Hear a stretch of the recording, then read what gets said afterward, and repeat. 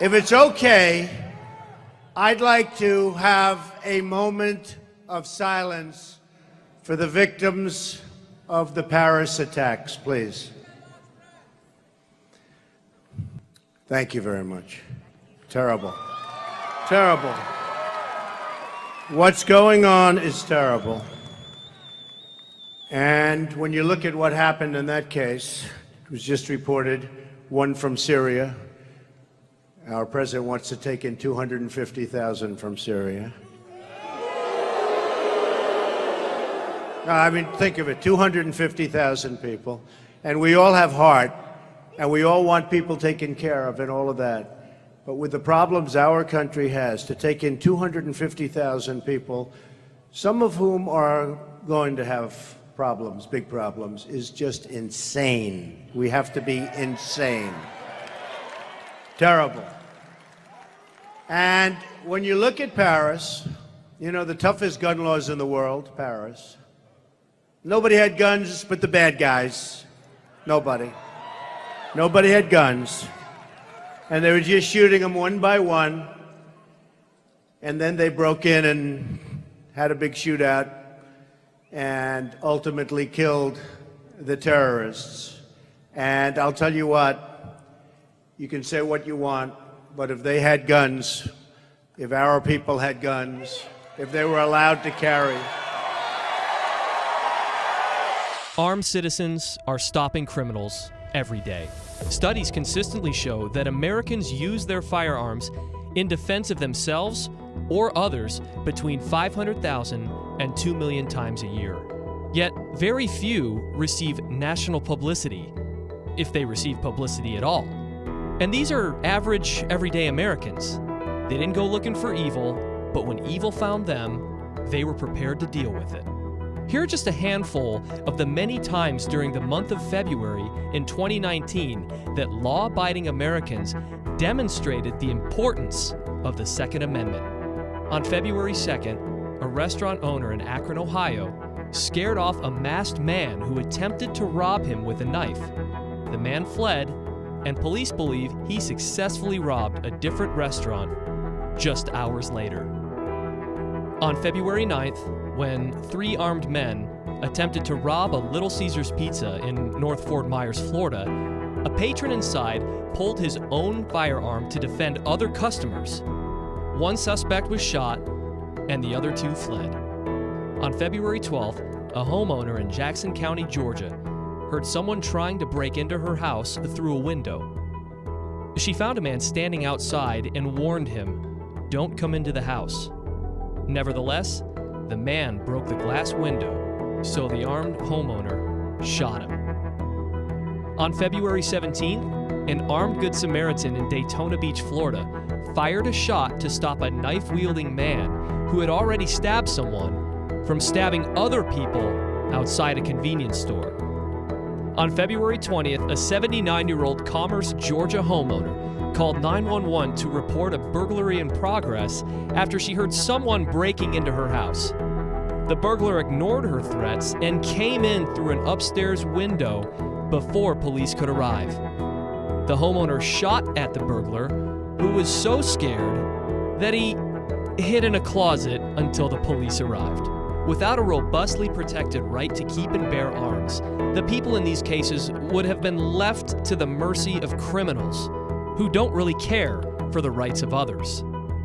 Despite this reality, gun control advocates and lawmakers are spending their time pushing legislation that would severely hamper the ability of law-abiding Americans to defend themselves and others. We don't make law-abiding citizens safer by disarming them or making them less capable of fighting back against criminals. We only make them easier targets.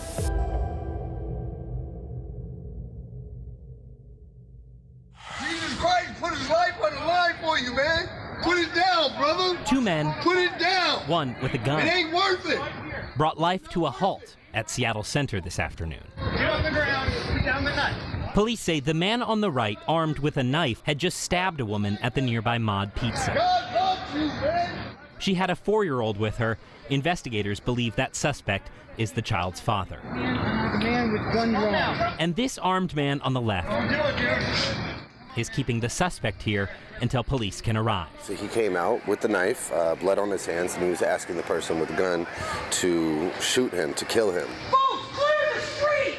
Backing away slowly with the gun pointed low. That standoff lasted minutes, slowly moving through a bustling Seattle center right at the base of the Space Needle. I was kind of scared because it was right directly behind me, and I just kind of got out of the way. There was a lot of people, yeah. Eventually, the suspect is pepper sprayed.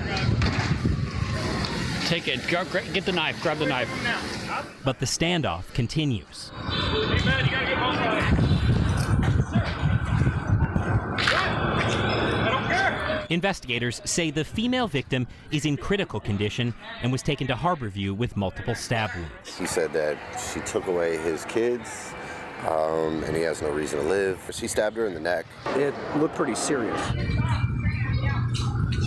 I mean, it was just kind of crazy because that stuff doesn't usually happen in Seattle Center. Yeah, it was kind of scary, I guess. More scarier for the people probably at Mod Pizza. And when officers arrive, the man was tased and arrested. That bystander with a gun didn't fire a shot.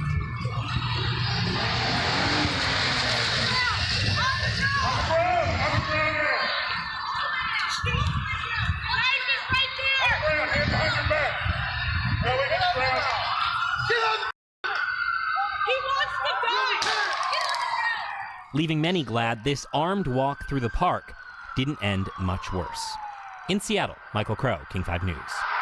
My next guest has strong words for me. He says, I'm off the rails on guns in America. Ben Shapiro is editor-at-large at Breitbart.com and the author of Bullies, How the Left's Culture of Fear and Intimidation Silences Americans. So why am I off the rails, Mr. Shapiro? Honestly, Piers, you've kind of been a bully on this issue because what you do, and I've seen it repeatedly on your show, I watch your show, and I've seen it repeatedly, what you tend to do is you tend to demonize people who differ from you politically by standing on the graves of the children of Sandy Hook, saying they don't seem to care enough about the dead kids. If they cared more about the dead kids, they would agree with you on policy. I think we can have a rational political conversation about balancing rights and risks and rewards of all of these different policies, but I don't think that what we need to do is demonize people on the other side as being unfeeling about what happened in Sandy Hook. How dare you accuse me of standing on the graves of the children that died there? How dare you? I've seen you do it repeatedly, Piers.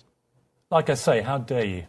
Well, I mean, you can keep saying that, but you've done it repeatedly. What you do, and I've seen you do it on the program, is you keep saying to folks that if they disagree with you politically, then somehow this is a violation of what happened in Sandy Hook. And you have yet, I'd really like to hear your policy prescriptions for what we should do about guns. Because you say that you respect the Second Amendment, and, you know, I brought this here for you so that you can read it. It's the Constitution. And I would really like for you to explain to me what you would do about guns that would have prevented what happened in Sandy Hook. If you want to do what you did in the UK, right, which is ban virtually all guns, that is at least a fair argument. And we can have a discussion about whether that's something that we ought to do or not. I've made it very clear what I want to do, which is exactly what Mark Kelly wants to do. And in fact, rather than address let's talk about that. Rather than address your comments to me about standing on the graves of children at Sandy Hook, you can address them to Mark Kelly because he agrees with everything that I've been saying because he feels the same way, as does his wife. They're gun owners.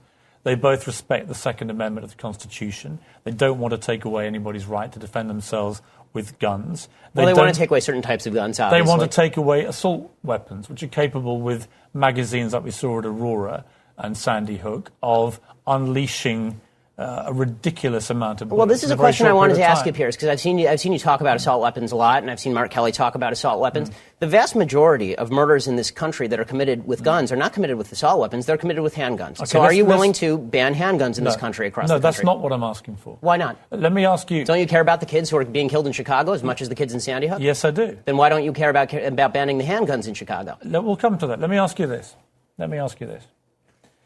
What was the weapon used at Aurora in the movie theatre? It was an assault rifle, sure. Okay. What was the weapon used in the Oregon shopping mall? I believe it was an assault rifle, correct? Okay. What was the weapon used at Sandy Hook? It was an assault rifle. What was the weapon used at the incident around Christmas when the firemen were lured to their deaths, the New York State firemen? And bought illegally? That was an assault rifle. Right, so the last 4 mass shootings in America were all the assault rifles. And the vast that is majority... the reason, Mr. Shapiro, And you can smirk at me, and you can laugh at me. I'm not smirking. And you can accuse me of standing on the graves of dead children. And being a bully, yes. But that is the reason that people like me and Mark Kelly and Gabrielle Giffords want to have assault weapons like that removed from civilian hands. Your passion on the issue point. doesn't really justify the rationale for why you want to ban assault weapons, but not handguns. You don't understand why we want to remove the preferred weapon of choice, these killing machines, well, I would like from you to the hands of deranged young men. All I'm asking is for you to be philosophically consistent. If what you're worried about is the removal of killing machines from the hands of deranged young people, then maybe we should talk about a blanket gun ban. And let's get to what the left really wants here. And you say that you're for the Second Amendment. Why is it about left or right? Because in Britain this never is about left or right, this issue. Why is it here? Well, we can talk about Britain in a second. I think the reason that it's about left and right here is because fundamentally the right believes that the basis for the Second Amendment, and they believe in the Second Amendment, the basis for the Second Amendment is not really about self-defense and it's not about hunting. It is about resistance to government tyranny. That's what the founders said, and that's what the right believes in this country. Which tyranny are you fearing yourself? I fear the possibility of a tyranny rising in this country in the next 50 to 100 years. Let me tell you something, Piers. The fact that my grandparents and great-grandparents in Europe didn't fear that is why they are now ashes in Europe. So this kind of leftist revisionist history, where there's never any fear of democracy going usurpacious or tyrannical, is just that. It is fictitious. Just to clarify your position then, the answer to Sandy Hook, as it was to Aurora, as it was to Gabrielle Giffords, as it was to Columbine and Virginia Tech, is you do nothing. Is that your position? And that's not my position. What is your position? My position is that we have to calibrate laws that are designed to get guns out of the hands of bad people and keep guns in the hands of good people who want to buy them. This idea of more guns versus less guns. How do you do that? Well, I think one of the ways that you do that is by better screening for mental illness. I think that you do better background checks. Was Adam Lanza's mother a good person? I don't know whether she was a good person or a bad person. I know she was irresponsible with her guns. Has there been any evidence to suggest she was not a good person? No, but there's been significant evidence to suggest... So by your criteria, no, she would have been... She would have been able... Wait a minute. By your criteria of the good people should be allowed the guns and the bad people shouldn't, she would have been allowed the guns. She was an irresponsible person. She didn't keep her guns locked up. And that should be against the law. If you have a mentally ill person in your house... Right. So then we're talking about laws that we can both agree on, Piers. I don't know why you're disagreeing with me on this. Then she becomes a bad person, does she? Well, no, it's not a matter of morally good versus morally bad. You set the criteria, good and bad. So is she good or bad? You're right, Piers. I should have said responsible versus irresponsible. That's correct. Okay, so she goes from good to bad. No, she goes from responsible to irresponsible. Here's what the NRA and people like Alex Jones and others do. Don't let me in with Alex Jones. Fine. After each of these massacres, they come out, all the gun rights supporters come out very strongly and very vociferously, and they're very powerful, and they basically instill fear. They say if everyone in the movie theatre... If everyone in the movie theatre had been armed, if everyone at the school had been armed, it wouldn't have happened. And here's what happens. Gun sales and ammunition sales rocket, as we've seen in the last 3 weeks. Oh, don't pass the buck, Piers. I mean, the truth is that the reason that people are buying a lot of guns right now, Piers, is because people on the left are talking very much about banning guns. And so a lot of people are saying, if I'm not going to have the right to purchase a weapon of my choosing in 2 months, I'm going to go and buy it now. This is very clearly what's going on. Why did Ronald Reagan want these assault weapons removed? I don't know why Ronald Reagan wanted these assault weapons removed. You like Reagan, right? I like Reagan in a lot of ways. He's not a god. I don't agree with him on everything. Did you agree with him? He also about believed in the weapons? progressive tax rate. I don't believe in that. Did you agree with him about assault weapons? If I'll believe what you're saying, sure. I don't believe. I don't. Do you know what his position on assault weapons was? I don't know what his position on assault weapons was. Why don't you tell me? Well, let me read the letter in full. This was a letter that he penned along with Presidents Ford and Carter in 1994 to Congress. While we recognise that assault weapon legislation will not stop all assault weapon crime, statistics prove that we can dry up the supply of these guns, making them less accessible to criminals. We urge you to listen to the American public and to the law enforcement community in support of a ban on the further manufacture of these weapons. That was Ronald Reagan. Okay, so? I can disagree with Ronald Reagan. You keep framing this as a left-right debate. No, I'm putting it to you. How is this a left-right? One of the great right-wing presidents of modern times agreed with me. So it's not left or right, is it? No, I mean... Unless you deliberately frame it that way. Okay, Piers. In the way that the NRA through the 80s and 90s and this last Piers, decade avoiding the breakdown of left and right have deliberately here is tried to frame irresponsible. this as a left-wing attack on the American Constitution and the Second Amendment. Exactly what you've tried to do. You come in, you brandish your little book as if I don't know what's in there. My little book, that's the Constitution of the United States, our founding document, I know Piers. what's in your Constitution. Do you really? I've been debating this for a very long time. Then you should read the Second Amendment again. I know the Second Amendment. What I haven't heard is one coherent reason why any civilian in America needs an AR-15 military-style assault weapon. Tell me why you need one. I told you why the general population of America, law-abiding citizens, why need do they an need AR-15. those weapons? They need them for the prospective possibility of resistance to tyranny, which is not a concern today. It may not be a concern tomorrow. Where are you expecting the tyranny to come from? It could come from the United States because governments have gone tyrannical before. Do you understand how absurd you sound? See, here's where you go into the absurd and the bullying. You're absurd. You're stupid. I understand that. I'm not the one that came in here and accused you of standing on the graves of dead children. Because you're the one who's doing that. Bullying. Punching back twice as hard. Bullying. You know what I call it? Punching back twice as hard in the words of President Obama. That's what I call bullying. And this is astonishing. What's astonishing What's about astonishing about it is that for weeks now, you have been saying that anybody who disagrees with your position is absurd, idiotic, and doesn't care about the dead kids in Sandy Hook. And then when I say that that's a bully tactic, you turn around and say, I'm bullying you for saying that. It's absurd. It's ridiculous. Let me ask you again.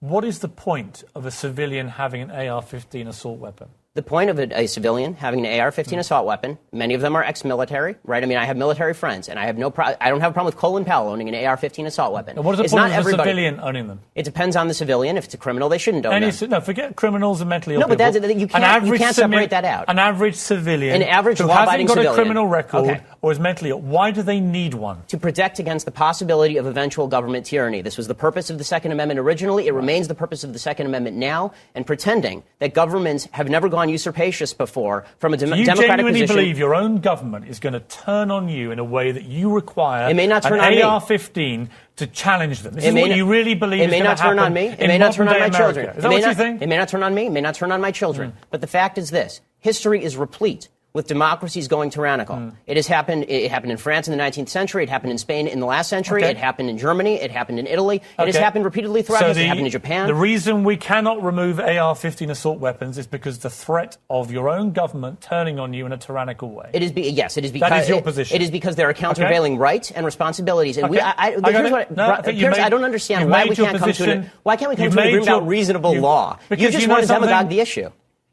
You have made your point crystal clear. People aren't stupid. They can make up their own minds. Anyone who's watched this show over the past few weeks knows I've taken a pretty strong stand on guns in America. It's not escaped the notice of supporters of gun rights, and it's led to a petition on the White House official website, no less. It's entitled, and I quote, "Deport British citizen Piers Morgan for attacking Second Amendment." Take a look. More than 104,000 people have signed it so far. And joining me now is one of the people behind the petition, Alex Jones. He's host of the Alex Jones Show. Welcome to you. Piers, thanks for having me. Why do you want to deport me? Well, we did it as a way to bring attention to the fact that we have all of these foreigners and the Russian government, the official Chinese government. Mao said political power goes out of the barrel of a gun. He killed about 80 million people because he's the only guy that had the guns. So we did it to point out that this is globalism, and the mega banks that control the planet and brag that they've taken over, in Bloomberg, AP, Reuters, you name it, brag that they're going to get our guns as well. They've taken everybody's guns but the Swiss and the American people. And when they get our guns, they can have their world tyranny. While the government buys 1.6 billion bullets, armored vehicles, tanks, helicopters, Predator drones, armed, now in U.S. skies, being used to arrest people in North Dakota. The Second Amendment isn't there for duck hunting. It's there to protect us from tyrannical government and street thugs. Take the women in India. Your piece earlier on CNN I was watching during Anderson Cooper's show didn't tell you that the women of India have signed giant petitions to get firearms because the police can't and won't protect them. The answer is, hey, wait a minute, I have FBI crime statistics that come out a year late, 2011. 20+% crime drop in the last 9 years. Real violent crime, because more guns means less crime. Britain took the guns 15, 16 years ago, tripling of your overall violent crime. True, we have a higher gun violence level, but overall mugging, stabbings, deaths, those men raped that woman in India to death with an iron rod 4 feet long. You can't ban the iron rods. The guns, the iron rods, Pierce, didn't do it. The tyrants did it. Hitler took the guns. Stalin took the guns. Mao took the guns. Fidel Castro took the guns. Hugo Chavez took the guns. And I'm here to tell you, 1776 will commence again if you try to take our firearms. Doesn't matter how many lemmings you get out there on the street begging for them to have their guns taken. We will not relinquish them. Do you understand? That's why you're going to fail, and the establishment knows no matter how much propaganda, the Republic will rise again when you attempt to take our guns. My family in the Texas Revolution against Santa Anna, my family was at the core on both sides starting that because Santa Anna came to take the guns at Gonzales, Texas.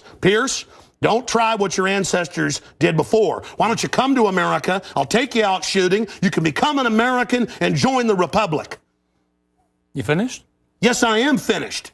You will not take my right. You go through background checks to get guns. How about Prozac? You know the number one, oh, that's the big sponsor, isn't it? Or that whole class of drugs. Let me ask you a question. Oh, got to cut that off, don't you? Don't want to talk about the U.S. number one cause of death is suicide now because they give people suicide mass murder pills. Calm down. Your answer is give more money to the psychiatrists and psychologists to put more crazy people on drugs that make them kill people, Pierce. Let's try and have a debate here. Yeah. Answer me this question. I'm sick of the same old script here, bud. It's fine, bud.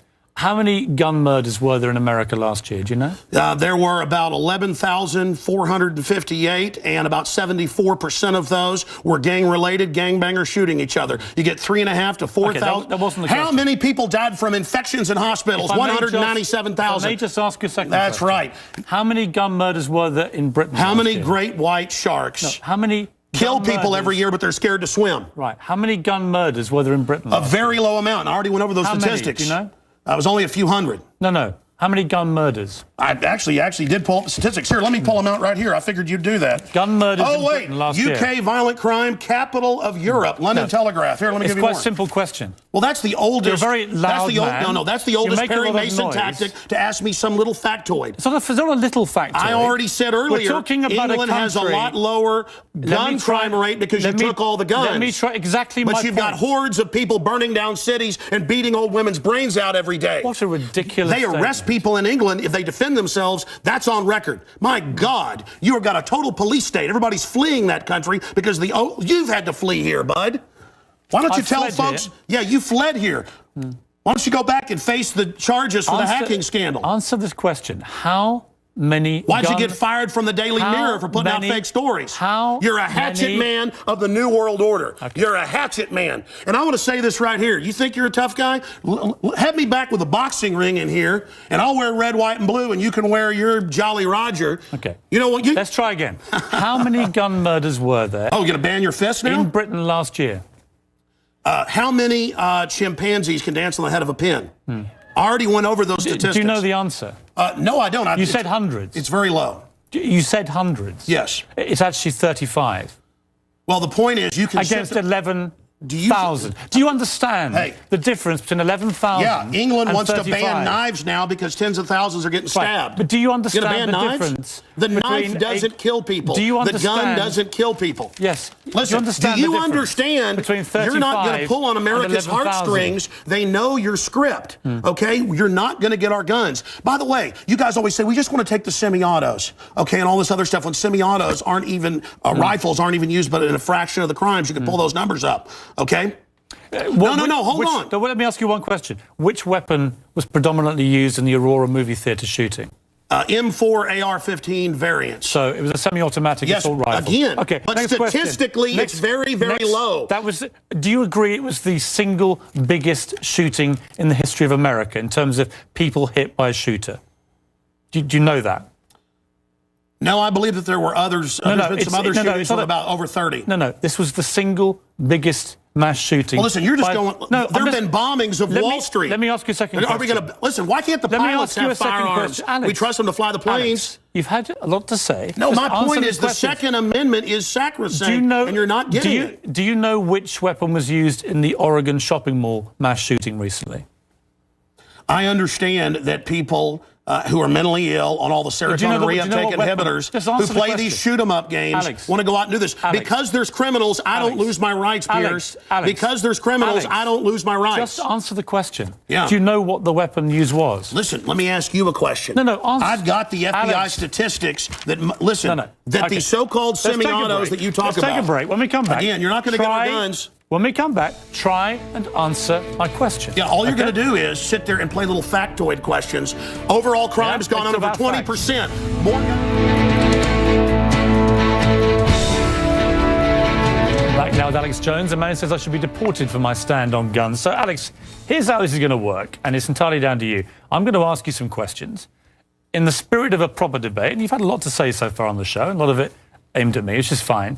But I want you to try and answer the questions. It's a proper debate, okay? I'm not trying to trip you up. No, it's not a debate. You're running the show. You bring in your victims up front. Actually, no. Look, you got your little note cards. Yeah, okay. I just gave you FBI statistics that violent crime and gun crime is down over 20%. Alex, let me just ask you and this. you want to go to little factoids. No, they're not little Anybody factoids. can pull those up. Listen. Do you know what... Do you have a bodyguard? Alex. Why do you have bodyguards? I don't have a bodyguard. Yeah, I've seen you on the news with them. Don't you want to protect your wife from hoodlums, or you want to call the police? Let me ask you this question. Why does Dianne Feinstein tell 60 Minutes that she plans to try to take Mr. and Mrs. America's guns? Stop Have you seen talking that? over me. You guys want to disarm all of America. No, I don't. Dianne Feinstein's bill does. I don't. Gun confiscation. No, let me clarify for you. You don't seem to understand First what you it is I register, want. then you confiscate. It's always done the same. Here's what the campaign on this Well, here, shows. give me your little cue cards and I'll answer your questions for you. What was the weapon used at Sandy Hook?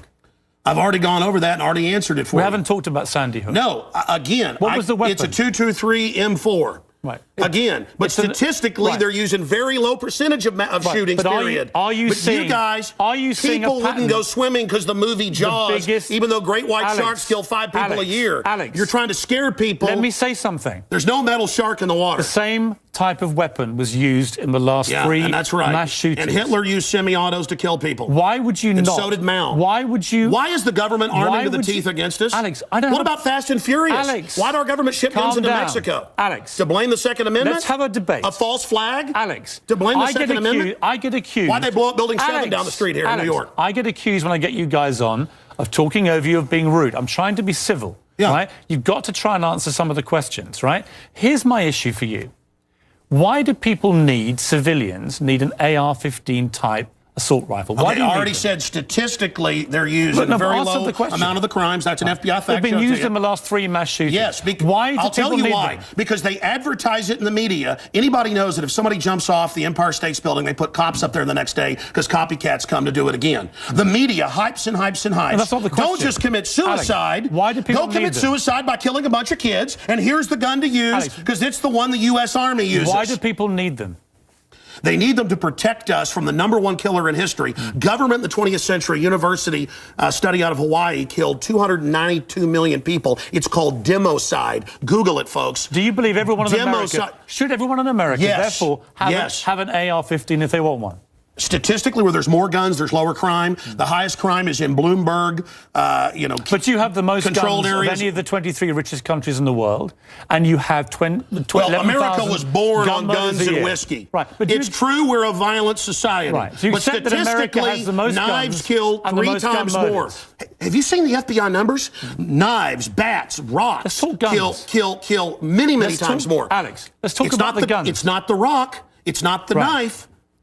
When a mother chops her kids up with a cleaver because she's on serotonin. Tell me why I'm wrong. Why don't you want to get rid of the AR-15s? drugs? Because they're half your sponsors? No, stick to the subject. America's #1 cause of unnatural death now is suicide. Okay. Alex, not automobile accident, not cancer, not... You accuse me of attacking the Second Amendment of the Constitution. I want to get people off pills that the insert says will make you commit suicide and kill people. Alex, let's get about to the Second Amendment. I want to blame the real culprit. Suicide pills. Mass murder pills. Okay, let me ask you one question. Your belief, unless I'm wrong... First time anybody's ever heard this, by the way. Your belief, unless I'm wrong, is that under the Second Amendment, your real concern is that you will be overrun by a tyrannical regime, either from somewhere else or highway from your own government. checkpoints. Look at Mexico. Total gun ban for the citizens. Highest crime rate in the world. 57,000 people dead the last 5 years.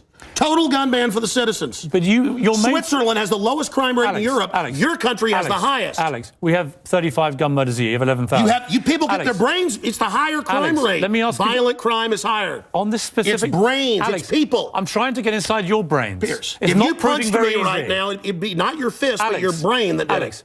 Let me get inside your brain. Okay. Okay? I'm serious. You have a very, very big platform. You air, I think, on 63 networks. No, that Wikipedia is like 10 years old. I'm on over 140 stations. XM. Millions of Americans hear you. Over 1.5 million day. visitors to Infowars.com and today. I congratulate where we have you the on your statistics audience. posted right now. Infowars.com. Who do you believe was behind 9/11? Oh, I absolutely know. I have the police on CNN saying, get back, they're going to blow up 7. I have BBC reporting. Who do you believe is behind I have the proof. I heard them on CBS Radio. Who, Alex? They announced they blew up the towers on CBS Radio. Who do you believe? New Yorkers all saw it and heard it. Alex, who do you believe? They blew up Building 7. Alex, who do you believe was behind it? The American government? Criminal elements of the military-industrial complex, the same ones that staged Gulf of Tonkin, the same ones that staged Operation, the mass shootings of Operation Gladio. Right. Ooh, the CIA don't like this now. Do you mean that President Bush and his administration were behind 9/11?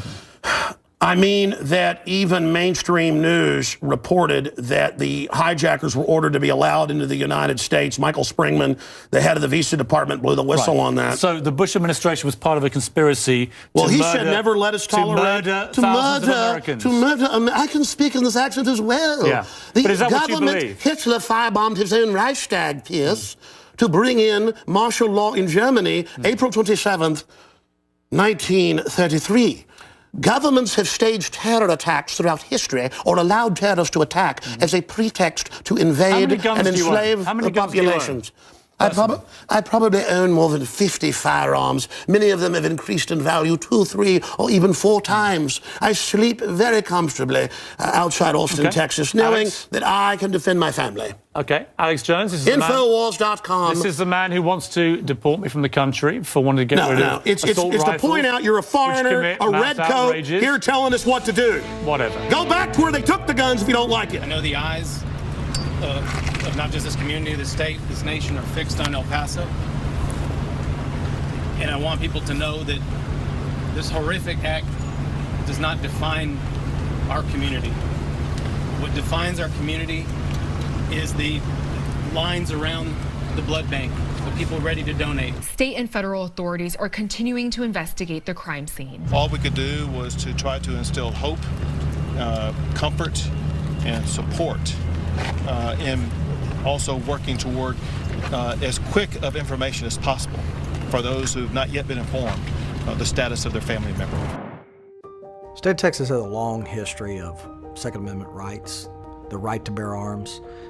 It goes back in our history. I'm a gun owner myself. I'm a hunter myself, and I respect and I believe in the right to bear arms, not only to practice recreation, but to protect your home and your family. But today, there's going to be some areas of Texas, and particularly Dallas, that have taken on a more liberal stance or progressive stance when it comes to the right to bear arms. Even though Texas has currently become an open carry state, they're going to look for any way to charge you with a gun offense, particularly if you've been drinking, if you find narcotics on you, if you're in a school zone, or if you're in a place prohibitive where the weapons are, or if you're involved in a crime of violence.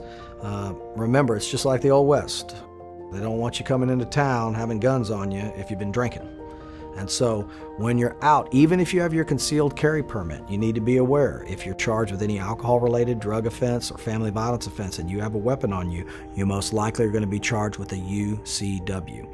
In addition, you have to be aware of any crimes of violence, especially family violence. You're going to lose your right to bear arms under the Second Amendment of the Constitution once they get an affirmative finding of family violence under the Brady Bill. So this is a process that can be very tricky. And that's why you need to call an attorney and discuss these things, especially if you're a proponent of the Second Amendment and you want to continue to bear those arms, because if you make that fatal mistake, it's not like they have erasers on this, it's permanent. If you run yourself into this situation, get lawyers who know how to handle this defense.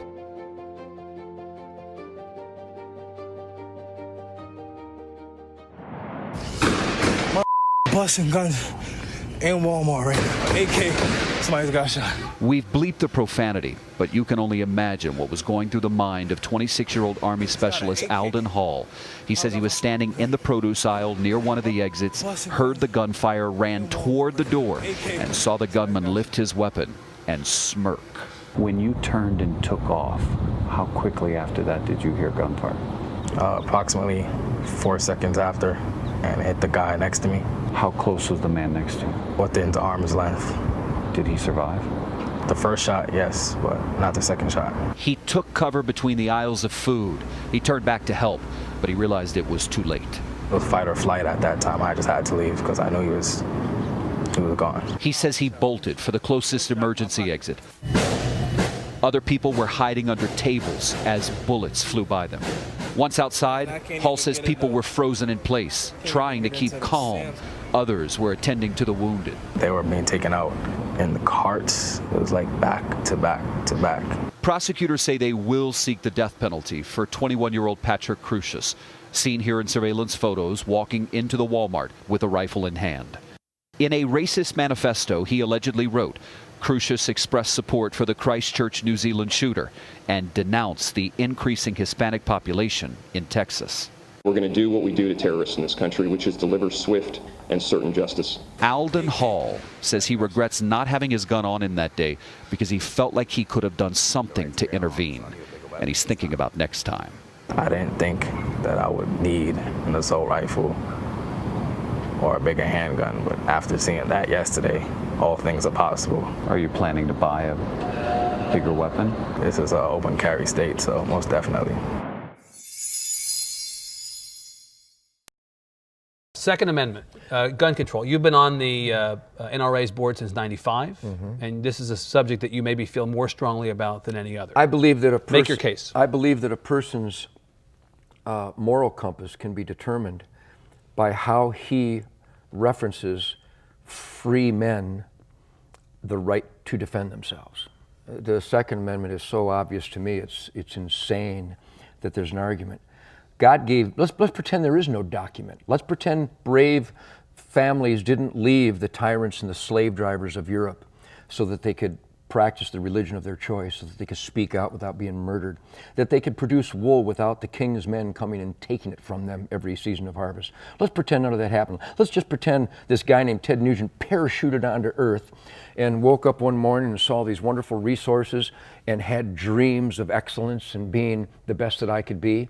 I don't need a document, and I don't need another man to explain to me that I have the right to defend my gift of life, and that there is an argument in America from Hillary Clinton, from Barbara Boxer, Dianne Feinstein, from a whole gaggle of numbnuts who would try to tell me they will dictate where, how, and if I can defend myself.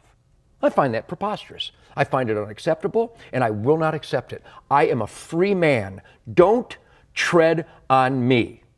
A good, law-abiding citizen, not convicted of a felon.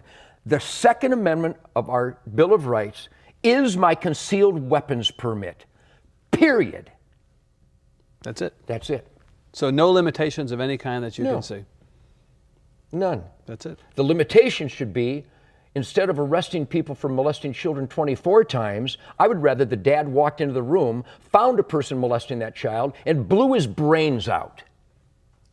I would rather that the lady in Massachusetts last month who was taking her daughter to soccer, who was carjacked by a recidivistic maggot who'd been in the prison system all his life but was let out again because we feel sorry for him. Maybe he had a bad childhood. Instead of her being hijacked and murdered, I'd rather she just shot the bastard dead. But in Massachusetts, somebody decided she can't do that, so she's dead. I would rather she was alive and the carjacker was dead. I'm weird. I would rather that the guy who beat this lady to within an inch of her life in Waco, on parole was he, phenomenal, and beat her to within an inch of her life in front of her grandchildren with a whiskey bottle. I would rather she fell to the ground, pulled out a .38, and shot him 6 times in the chest and killed him. Am I weird? Because the guy is going to get out again. I don't like repeat offenders. I like dead offenders.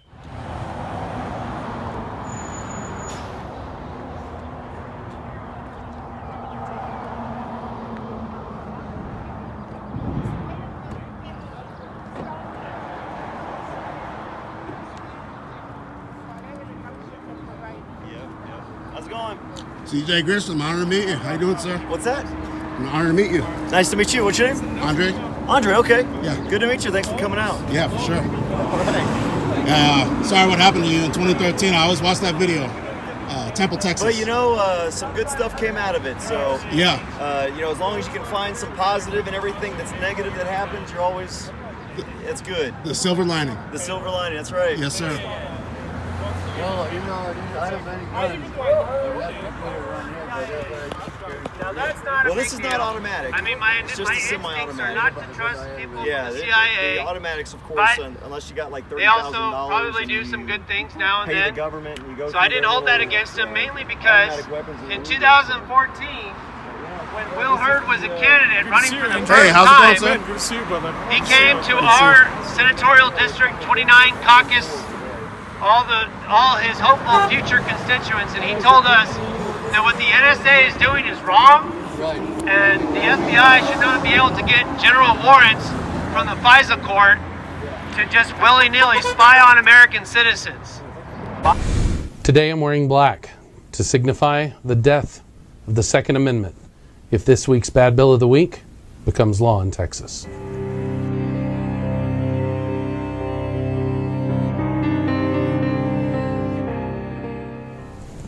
Hello, Patriots. Representative Jonathan Stickland here with the Bad Bill of the Week winner, House Bill 131, filed by the second most powerful member of the Texas legislature, the Speaker Pro Tem and Vice Chair of Calendars, Joe Moody, has filed a bill that would take your Second Amendment rights and throw them in the trash. Known as a red flag law, this bill would allow someone to file a complaint and say that you are mentally unstable and have a law enforcement agent show up at your home with the intent to confiscate your firearms. This has nothing to do with our constitutional rights. Due process is thrown out the window, and this threat by this author in Texas should be taken seriously by every single patriot and lover and defender of the Second Amendment in Texas. Here is what I need you to do, and here is what I need you to get your friends to do. I need you to call Representative Joe Moody and tell him that red flag laws are unacceptable, that House Bill 131 will not stand in the state of Texas. He needs to know that the Second Amendment is important to us because we know that it protects every other right that we have. Without it, they will slowly diminish. And that is not the Texas I want to leave our children. So please, if you have ever done anything on Bad Bill of the Week, this is the one I need you to take action on. Call him today, share this with your friends, and keep watching House Bill 131. Because if it becomes law, there will be no going back once they have their foot in the door. God bless you, and thank you for all that you do.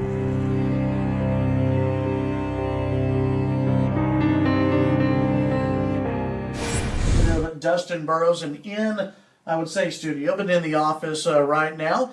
State Representative for District 92, Jonathan Stickland. Welcome to the show. Good to be here. Thank you for having me, John. I appreciate you being here. Tell folks a little bit about yourself, a little bit about District 92, and why you're one of the most talked about lawmakers down here in Austin. Well, I'm Jonathan Stickland. I am, I believe, the second youngest member of the Texas legislature right now, which is a bit interesting. When we decided to run for office the first time, I was 27 years old. I've been married 11 years now. Got two little girls, Andy and Carly, who are, 10 and about to be 8 now. Awesome. So that's happened fast. And I represent House District 92, which is in Tarrant County. Go right up to the Dallas County line and cover all of Hearst, Euless, and Bedford, and then a little bit of part of North Arlington and North Grand Prairie. Very cool. Well, I appreciate you coming in today. Let's talk first about some of the pieces of legislation that you have that you want to see push. And I think one of the biggest newsmakers that at least I get tweets about and see is constitutional carry. Yes. Talk about that. Why does Texas need constitutional carry? Well, number one, Texas needs constitutional carry because that's what the people have said they want. This is, in fact, the number one legislative priority of the Texas Republican Party platform. This is what thousands of delegates got together and said, this is the item that we want to see in statute and to become law. So really, I feel like I'm just representing what the people said they want and have wanted for the last 2 cycles. So kept my campaign promise and filed constitutional carry. And what this bill does is it believes that the Second Amendment is our right to keep and bear and have arms. And we don't think that we should have to pay a fee or take a state-mandated test to invoke those rights. So constitutional carry will simply make the CHL process optional. So anyone who is legally able to purchase a gun should be able to carry. Okay, so legally able to purchase a gun. So I think when some of those who oppose this bill or oppose constitutional carry, they think, oh my goodness, felons are going to be getting guns and being able to carry. Those who shouldn't be able to carry guns, they're going to have guns. This does not allow that. This is not that fight. That's a different bill. So if you are able to legally purchase a gun and pass the background checks and all the requirements to purchase the gun, then you would be able to constitutionally carry. No one new would be able to. Would this include open and concealed carry? Open and concealed. Now, I have had some people who have been concerned because they use their CHL license in other states. We have reciprocity agreements with states all over the country. That's why we're not getting rid of the CHL. We're simply making it optional. Okay, so you don't have to carry it with you all the time. That's right. How much support do you think this has right now? Well, back at home, this is huge. I mean, I will tell you, we have a pretty active social media presence online, and whenever we talk about constitutional carry, HB 375, this is the #1 issue that we get responses on. We have seen literally tens of thousands of people sign petitions.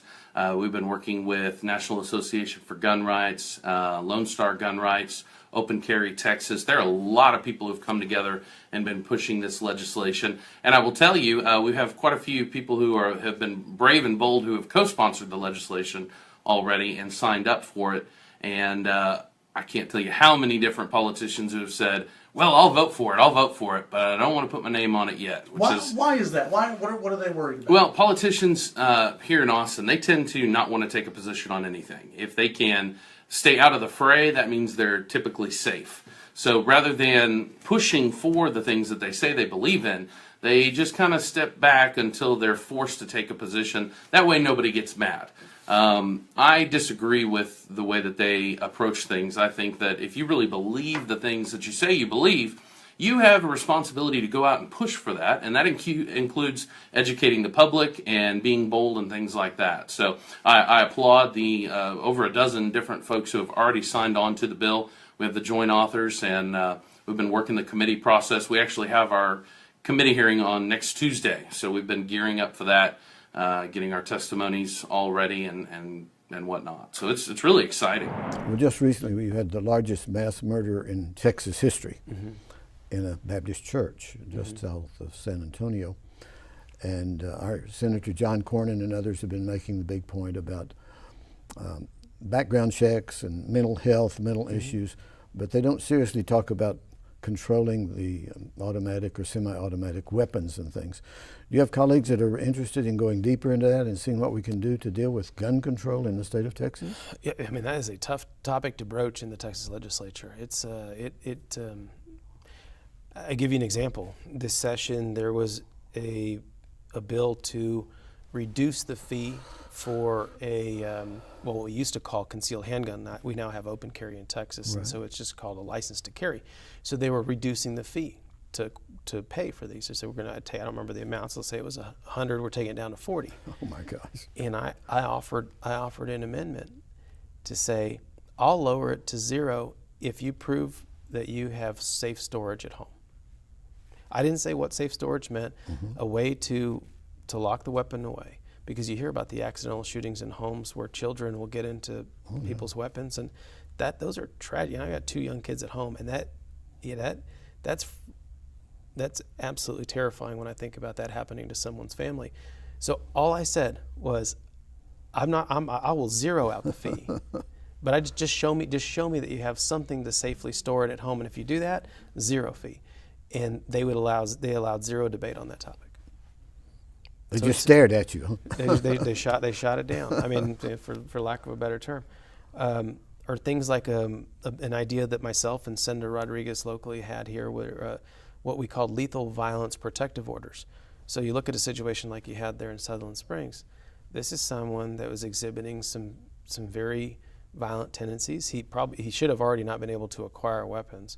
but there was a mistake in the reporting. Now, I think Senator Cornyn's trying to correct that, but what about people that are exhibiting those things, exhibiting those signs? Can we issue a protective order on them when they're a danger to themselves or others? And it would prohibit them from purchasing a weapon, almost like a cooling off period. Prohibit them from purchasing weapons for that period of time, a protective order of that kind. We called it a lethal violence protective order. We took the same construct we use in other protective orders for family violence or for assault or anything like that. And so we tried to attach it to this situation, and boy, we couldn't muster the votes to even get that out of committee. So even small movements in and around that become very touchy in Texas. Anybody know what the organic law is? Yes. Yes, we got some real researchers Like out natural there. law, right? I'm sorry? Like the natural law? The natural law, yes, it has everything to do with the natural law. The organic law of our country is the first set of documents in the United States Code. And it's supposed, what the organic law is supposed to do is supposed to suppress the politician on their making of law. Okay, it gives them guidelines on what laws they can make. Okay, and so anyway, I'm just here to say that I don't, whether you're Republican or not, I'm telling you, just saying making America great again doesn't mean a thing about American values. Okay, and just building a wall doesn't mean, it's not going to convince me that you believe in freedom. Okay, and so anyway, I can measure, one of the things I can measure whether a person knows what American values are by one simple question. One simple question. I'll ask them, okay, here's the question. What gave us the right to create this nation and tell the British government to kiss our butts? What gave us that right? And it was our right. We had a right to do it. The creator. What gave us the right? When they started abusing our natural rights? When they started abusing our natural rights, I love you, man. I love you. When they started abusing our natural rights. And so, did you know that it's actually written into organic law of the United States that our nation was founded on natural law? It was founded on natural law. Natural law with natural rights, natural law theory. Okay? And so, we got some friends coming out here. How you guys doing?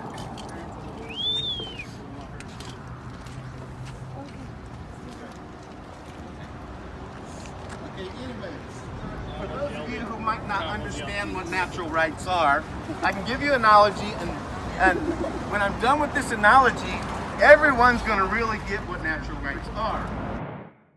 With El Paso grieving after Saturday's mass shooting, Texas is set to loosen its gun laws.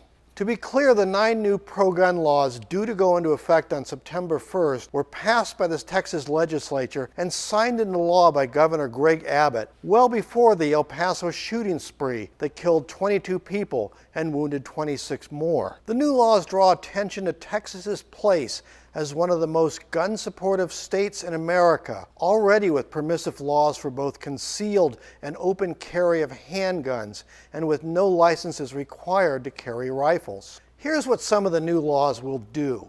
One will remove previous limits on the number of teachers and staff allowed to carry guns at public schools. Another will ban landlords from restricting tenants' possession of firearms and ammunition. And another will ease rules on possessing guns in churches or other houses of worship. Before the El Paso shooting, Texas was home to 3 of America's 10 worst killings, recorded in these grim headlines. 16 people died in a 1966 shooting spree by a sniper at the University of Texas. 23 people perished in a 1991 rampage at a Luby's cafeteria in Colleen. 26 people were killed 2 years ago at the First Baptist Church in Sutherland Springs. Now El Paso is the latest on the list. Chris Brown is president of the Brady United group that advocates for stricter gun laws. She blasted the new laws, which were passed after the Sutherland Springs shooting, as well as a 2018 school shooting that killed 10 people in Santa Fe, Texas. Brown accuses Texas lawmakers of doubling down on an NRA-led agenda to encourage guns everywhere, no matter the risk and cost to safety. For its part, the National Rifle Association offered its deepest sympathies for families of the victims of the El Paso and Dayton, Ohio shootings. It said, "We will not participate in the politicizing of these tragedies, but will work in good faith to pursue real solutions that protect us all." After every mass shooting, the debate over gun control starts again. Texas has some of the most lenient gun laws in the country, but they're about to get even easier. Janelle Bluda explains. At a time when many are fighting for stricter gun laws on September 1st, just a few weeks away, the Texas legislature will do the opposite. 10 new bills will take effect, all of them loosening Texas gun laws. Here's a breakdown of what they will do. House Bill 121 covers and defends a license to carry holder if they unknowingly entered an establishment that prohibits guns if the holder leaves the establishment when asked. HB 302 prohibits landlords from restricting tenants and their guests from having firearms. HB 1143 now prevents school districts from regulating how a licensed holder's firearm is stored in their vehicle in a school parking lot. 1177 is all about declared natural disasters. This bill prevents citizens from being charged with a crime if they are found with a firearm while evacuating and they don't have a license. This came in response to complaints that Harvey victims couldn't take their guns during mandatory evacuations. 1387 will take away the limit on the number of armed marshals a school district can have. 2363 is in reference to how foster parents may store firearms in their home. Senate Bill 535 removes these words, church, synagogue, or other established place of religious worship, from the list of prohibited locations to carry a firearm, but places of worship can still ban guns. And lastly, SB 741 prohibits homeowners associations from restricting the possession, transportation, or storage of firearms. It also prevents the HOA from regulating lawful firing of the weapons. Once again, these bills go into law September 1st.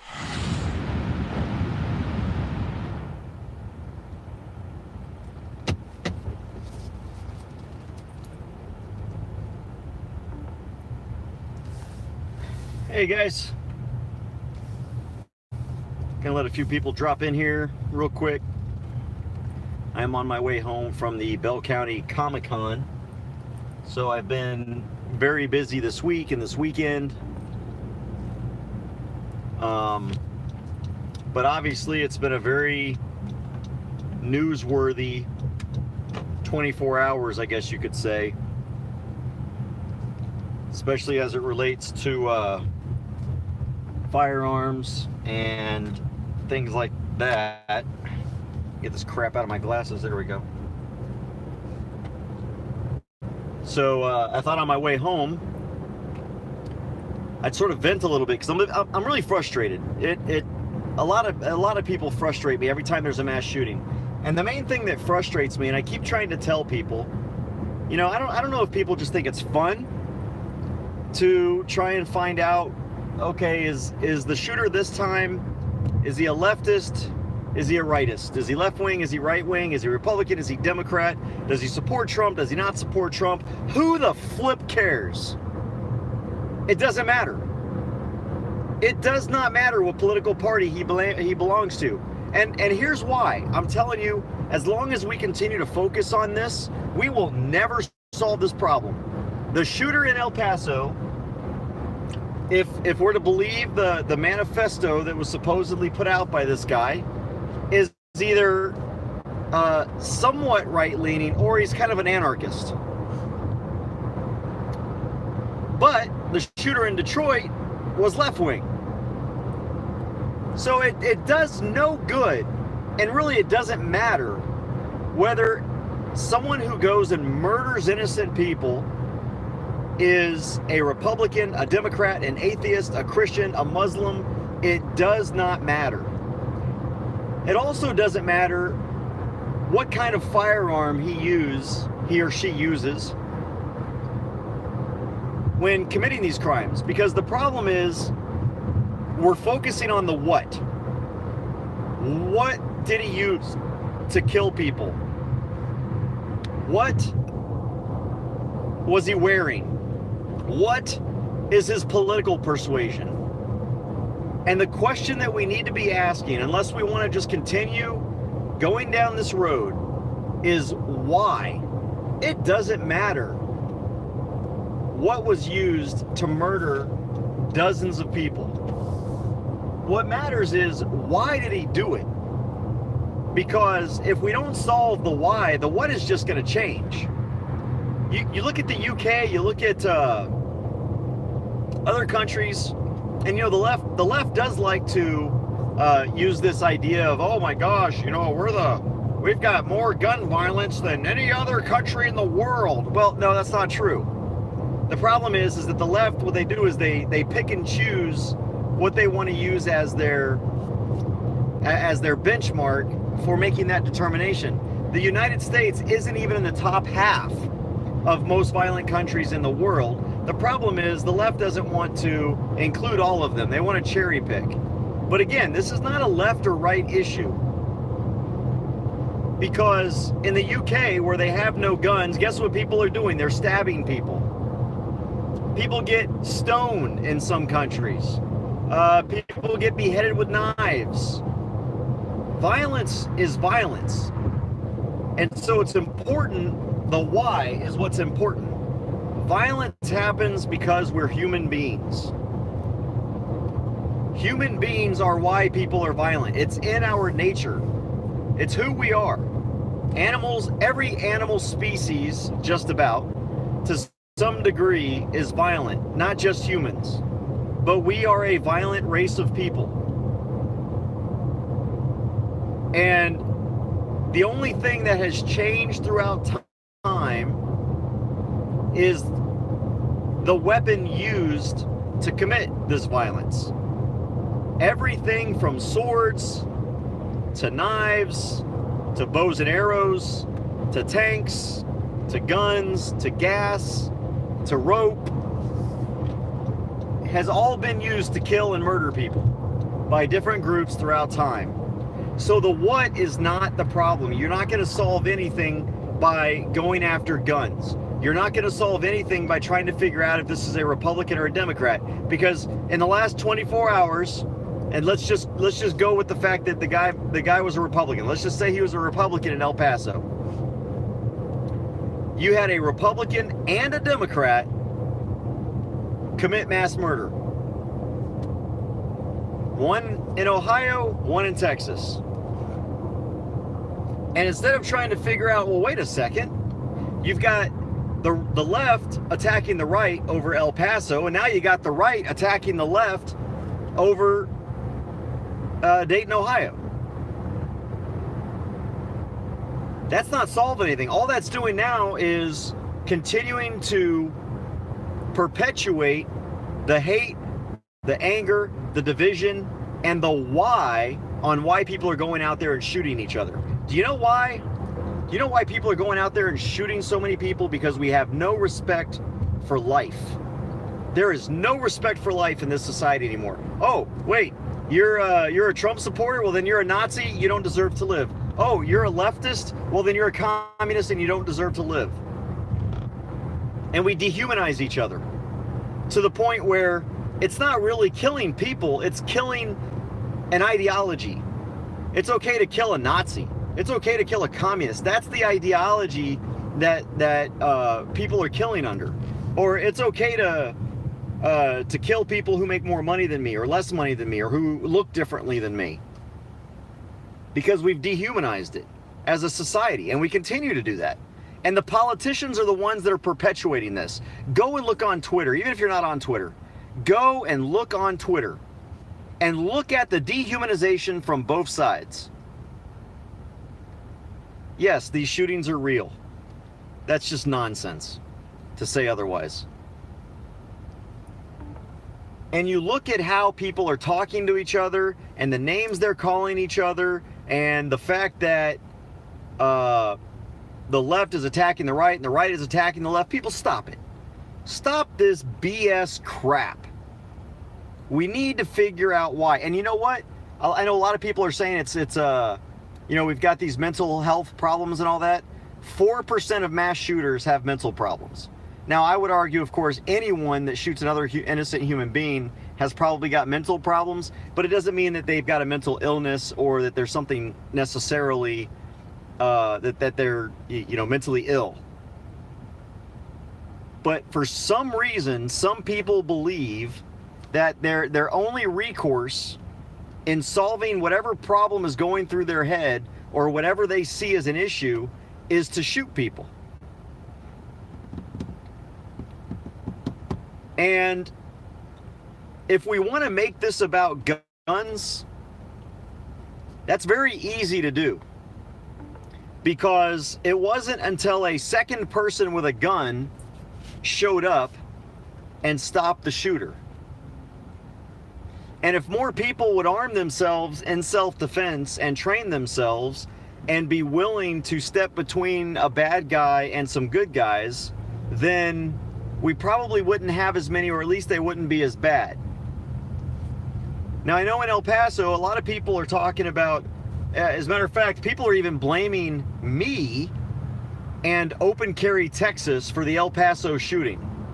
Oh, where was your open carry to stop the shooting? I thought open carry was a deterrent. Well, obviously no one was open carrying, first of all. And I only heard one story of somebody that was actually armed, and instead of engaging the shooter, I don't know what the time frame is, that individual went and tried to save a bunch of children instead of taking out the shooter. I don't know what's going through people's head, but look at it this way. Only 4%, I think the actual number is 3.7% of Texans, it's just over 1 million Texans have a license to carry out of 18 million Texans. About 1 million, that's 3.7 or 8% of Texans have a license to carry. They have the government permission slip to be able to defend themselves in the malls, in the Walmarts or wherever. Now, the Walmart was a gun-free zone anyway, so it didn't matter if 18 million people were armed at the mall. They weren't allowed to carry a firearm. And there's discrepancy. I know Walmart abides by state law, but there's also a discrepancy about whether or not the Walmart was on the Simon Properties land and was therefore a gun-free zone as well. But I don't think Walmart leases land. They generally have their own, so I don't think that the Walmart was a gun-free zone. But the problem is that there weren't enough armed people, and there weren't enough armed people who were willing to do something around this shooter to stop him. And he was able to kill 20 people and injure many more. But again, folks, it doesn't matter. Here's the problem. When we argue about whether or not there should have been an armed person there, we're again, even in that argument, we're missing the point. And the point is, why are people shooting other people? And until we figure that out, it doesn't matter how many background checks you institute. It doesn't matter how many guns or what types of guns you ban. It doesn't matter what age you put at the what age you increase the ability to carry a firearm. None of that matters, because if somebody wants to kill a bunch of people, they're gonna find a way to kill a bunch of people. And just talking about banning so-called assault weapons or weapons that look a certain way in 2019 and beyond does absolutely no good, because there are millions, hundreds of millions of these weapons out there, and you are not going to get them all from society. But the problem isn't the hundreds or the millions of gun owners are not the problem. So taking a firearm away from somebody who is never a threat is never a good idea. But all this talk about, oh look, the Ohio shooter was a Democrat. So what? Who cares? Oh, the El Paso shooter was a Republican. So what? Who cares? It's not Trump's fault. It's not AOC's fault. It's not Bernie's fault. It's not Beto's fault. It's not Obama's fault. There is one person and one person only who is responsible for each of those shootings. And that person is the shooter himself. No one else. Not his parents, not his brothers, not his sisters, not the people who sold the gun, not the people who gave him the gun. None of those people. One person and one person only is responsible for those shootings, and that's the shooter themselves. And blaming anyone else, whether it's a political ideology, a political party, whether it's a gun rights group. I see people blaming Dana Lash. I see people blaming Open Carry Texas. I see people blaming me for these shootings. And that just shows what kind of a complete moron you are, and you just don't, you should have your mouth sewn shut because you're a moron. You should have your fingers glued together because you shouldn't be able to type such stupidity. Thankfully, we live in a free country where you're free to speak like a moron and type like a moron. But all that does is we aren't responsible, because now you're blaming a bunch of people and pissing them off. And one of those people who you're blaming, you know, it's like this. You got two kids, right?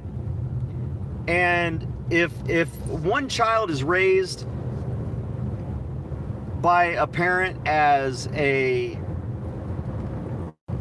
best thing since sliced bread, can never do anything wrong, a straight A student, oh, you're so talented, you never do anything wrong, I'm so proud of you, you're my favorite child, and all of that. And then you've got another child where you're constantly saying, you know, you're always screwing up, you can't do anything right, you're never going to amount to anything. What do you think is going to happen to those two children? One of them is going to end up being very successful, and one of them is going to end up being a failure, probably on drugs and in the justice system, in prison, because they've been told times who they are that eventually they start believing it. And this is the problem when we go at each other's throats. There are people out there who, if you tell them enough that the fact that you're a Trump supporter makes you X, Y, and Z, or the fact that you're an Obama supporter makes you X, Y, and Z, there are some people out there who are just stupid, who don't have the brain cells, or at least it's surprising that they have the brain cells to put one foot in front of the other and stay upright, that will take that stuff seriously and start believing, you know what, they're right, I am a violent person, and now I'm going to take these people out. They're few and far between, but it's society scapegoats out of everyone, calling everyone racist, calling everyone these names of why we are where we are today. Society itself is to blame. If we're going to blame anyone else besides the shooter, it is society. It is a society that has allowed people to get through life without a single challenge, because everybody gets a participation trophy. Nobody has to deal with adversity, because especially in the social media age, if you say something that I don't like, I'm going to get you banned. And sure enough, the next thing you know, your tweets, your Facebook messages, everything is deleted. Why? Because someone got offended, because someone couldn't take it. So now we have a snowflake cowards who can't deal with adversity. And then we wonder, well, why are these people shooting each other up? Well, probably because they weren't allowed to get that person banned in life. So they're going to go out there and shoot them instead, because they don't know how to deal with adversity. They don't know how to put up with someone being a mean to them. They don't know how to deal with criticism. They don't know how to deal with idiots who have nothing better to do than to try to tear other people down. And so you've got this, we've got these generations that we've brought up, and some of them are my age. We've got these generations who have to take responsibility for anything, and when you do have to take responsibility, you have no idea how to recover from it, because you've never had that experience of having to deal with adversity. So what do people do when they don't know how to properly deal with adversity? They turn to violence. That's what is destroying this country. It's not, well, it is Republicans and it is Democrats. It's them going at each other. It's that constant push and pull. We've pushed so much one way, now we've got to pull the other way. And now that we've pulled that way, we've got to push back the other way. And we're going back and forth like a pendulum. Now I'm almost home. Those are my thoughts on this. It pisses me off, because the government and our politicians have done such a great job of pitting us against each other that we can't even acknowledge what the actual problems are in our lives. And until we start focusing on those, we're never going to get this. We're going to have more and more of these shootings. They're going to continue to happen. And people are going to continue to change the definitions, so it looks like we have even more of them. All right, guys. Take care. Be safe. Be free. Thanks for watching. Thanks for listening to my rant and my bloviation. Y'all be safe. If you are an American, I guarantee, even if you don't know the name, you know this flag. Yellow banner, snake coiled over the words, "Don't tread on me," in bold letters. And it's one of the flags in recent memory that no matter who you are, it instantly incites some sort of emotion from you. Well, it has a name. For those who don't know, this is the Gadsden flag. And its origins go farther back than just being a protest flag in the last decade. It dates back to one of the very first political flags in the colonies. What allowed this flag to become the center of the very first political revolution? The birth of America. Well, first, let's discuss the design of the flag itself. What inspired the use of a snake in the first place? As anything in revolutionary America, we can think Benjamin Franklin. The snake imagery began with him in a joke. Back in 1751, 20 years before the war, the British had begun shipping off their criminals to the colonies. Australia wasn't a thing yet. Not taking too kindly to being the Brits' dumping ground, Franklin retorted that the colonists should pay them back by kindly spreading rattlesnakes across every portion of Britain. This was the first use of the rattlesnake in a political setting, and it kinda caught on.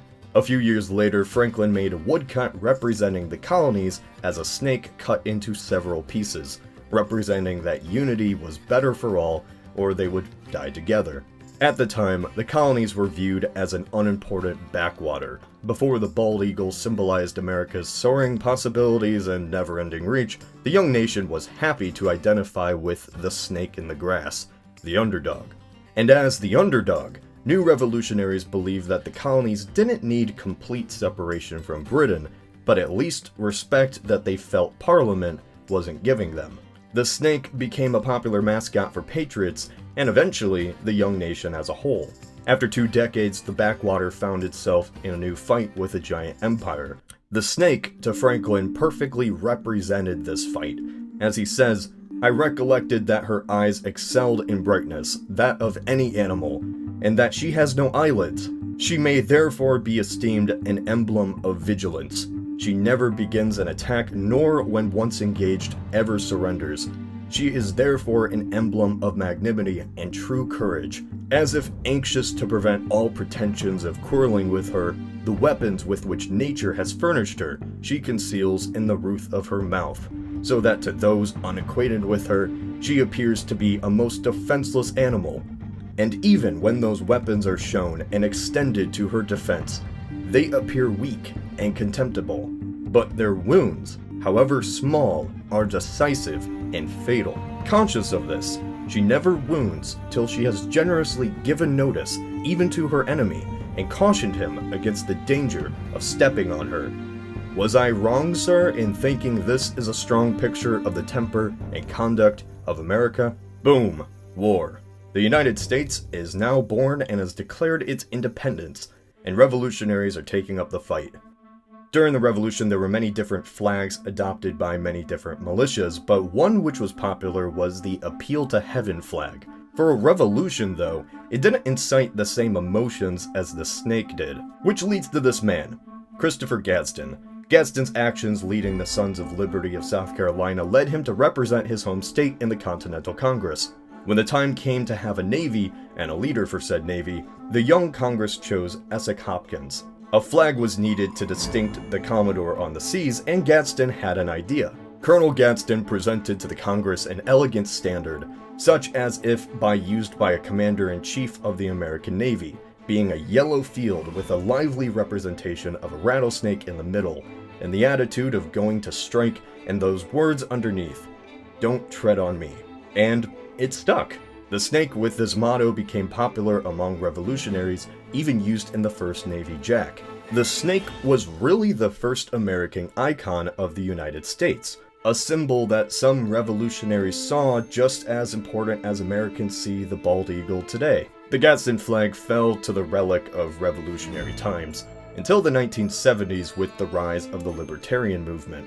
It's been centuries since the idea of the snake representing the US, but the flag took on a new meaning. Since the founders believed in the dangers of a large government, this flag was more or less a simple symbol to evoke back to this time in American history. A symbol of the underdog.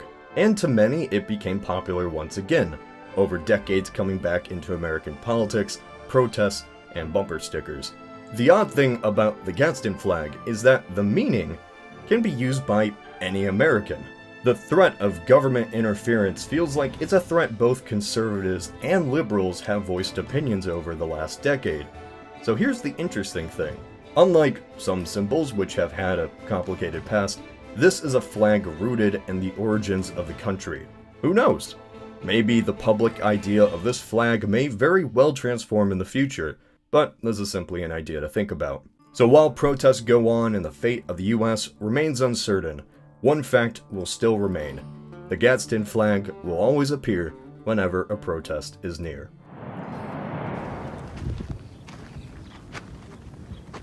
That's where we are, guys. We're at the wall. You guys know exactly where this is. Right behind me is the wall. And of course, you know Camp Liberty used to be right above there until the railroad got involved. But the government got the railroad involved. Yeah, I zoomed in on them. So just so you guys know, this is not me down here with the militia. This is a group called Open Carry Texas. They are fighting for open carry rights in the state of Texas. Now, as you guys know, we're in New Mexico right here. This is Sunlit Park. So you know here that we actually have open carry rights. So y'all know. That's why when the guys walk around and they're armed to protect themselves. Famous last words. Yeah, I forgot my charger in the car. Actually, dang, my phone is just, or my charger's just right down there. If I can go back and get it. Famous last words. Yeah. Anyway, with all this power down here at this wall, they ain't I can't even see because my screen darkened to save battery. So I'm sorry, guys. I can't even see comments. I can't even see my screen. But that's okay. We're getting ready to leave anyway. I don't blame them.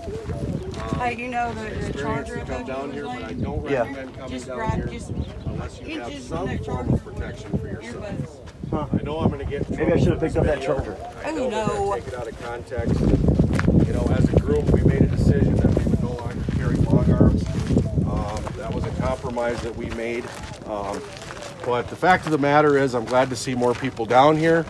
I'm glad to see that these guys are out fighting the fight. I don't understand why Texas hasn't already gone to constitutional carry. It makes no sense to me. And can I address that? Yeah, too? go right ahead. I understand why some people, I understand why you guys would back off the long arms thing. I get it, so I'm not criticizing that. But I think the problem is that we shouldn't even have to compromise on that issue. The American people have just as much of a right to carry a gun out here, because when that Border Patrol guy came up and talked to us when we first got here, right sitting next to him was the same rifle that I've got. So why is it okay for them to carry and me not to carry? Well, you know what?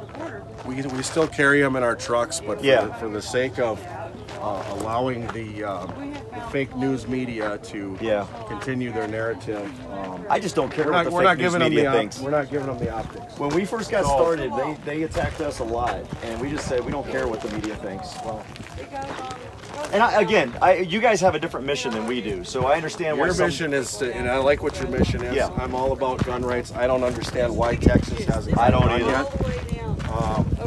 But the fact of the matter is, guys, is that, you know, like I said, I agree. Anybody who comes down to this wall, this is a Napa, Mexico. I've said this 100 times. I know that the fake news tells you that this area is not dangerous, but I'm here to tell you, the Mexican police will not even go on the other side of that wall. There's a reason for that. This is staging central for the cartel. This is where they organize all the human trafficking, the sex trafficking. A lot of things happen on this side of the wall. They have stash houses over here. You have different cartels that use this entryway. I mean, you got to realize this is one of the easiest access points. Personal hygiene. And that group that we just had, that record group in the El Paso sector where there was 425 people, that was right here. They came right through here and ran right into that bowl, right where Camp Liberty used to be before the railroad evicted us. So, yeah, you see where the wall stops, right here. I think I've shown it a couple times in the video, but again, walls work up until the point they stop. When they stop and you have no wall, and you can go back and forth from Mexico, and you're in the human trafficking business, and you're getting, you know, $1,500 to, what do you want to say, $5,000 a head, you know, you're talking about some serious money. So, you know, you're going to go the path of least resistance, and that's where it is. So, bottom line here is that this is an area where, you know, you just want to actually, you know, play it safe. But this is an area where the Border Patrol has to watch themselves as well. Everybody has to be careful down here. Like last night's group that you guys saw on the side of Pisano, that group was, half of it was cooperative, playing the asylum sit-down game. The other half took off, and some of them were combative with Border Patrol agents. So to assume that every group that comes through here, when they're coming from all 50 different countries, to assume that you're never going to have a problem, that's just foolish thinking. You can't guarantee what's going to come through this wall. You know, so, but I thought I would show you that. Those guys came down here to visit. Open Carry, Texas. Great organization. They're fighting hard for you people in Texas that you know, want to open carry, just like they do here in the state of New Mexico. So I figured I would get them on camera, get a shout out so you guys could share the information and know that there are people out there that are fighting, that are you know, trying to help you guys you know, maintain that Second Amendment. So the bottom line is I'm just starting my night, so I'm pretty sure that you know, later on it's going to be a little more active here. But I'll show you guys something else since we're right here. This is something I've been showing a lot of you guys in the video. People have been asking me about the area where they climb over the wall. And this is the area right here, guys. This is where sometimes at night there's no ladder. See down here, there's a area underneath here where they can go underneath, okay, if they get over on the ladder. And then they come across like here where I showed you guys these other tunnels, okay? And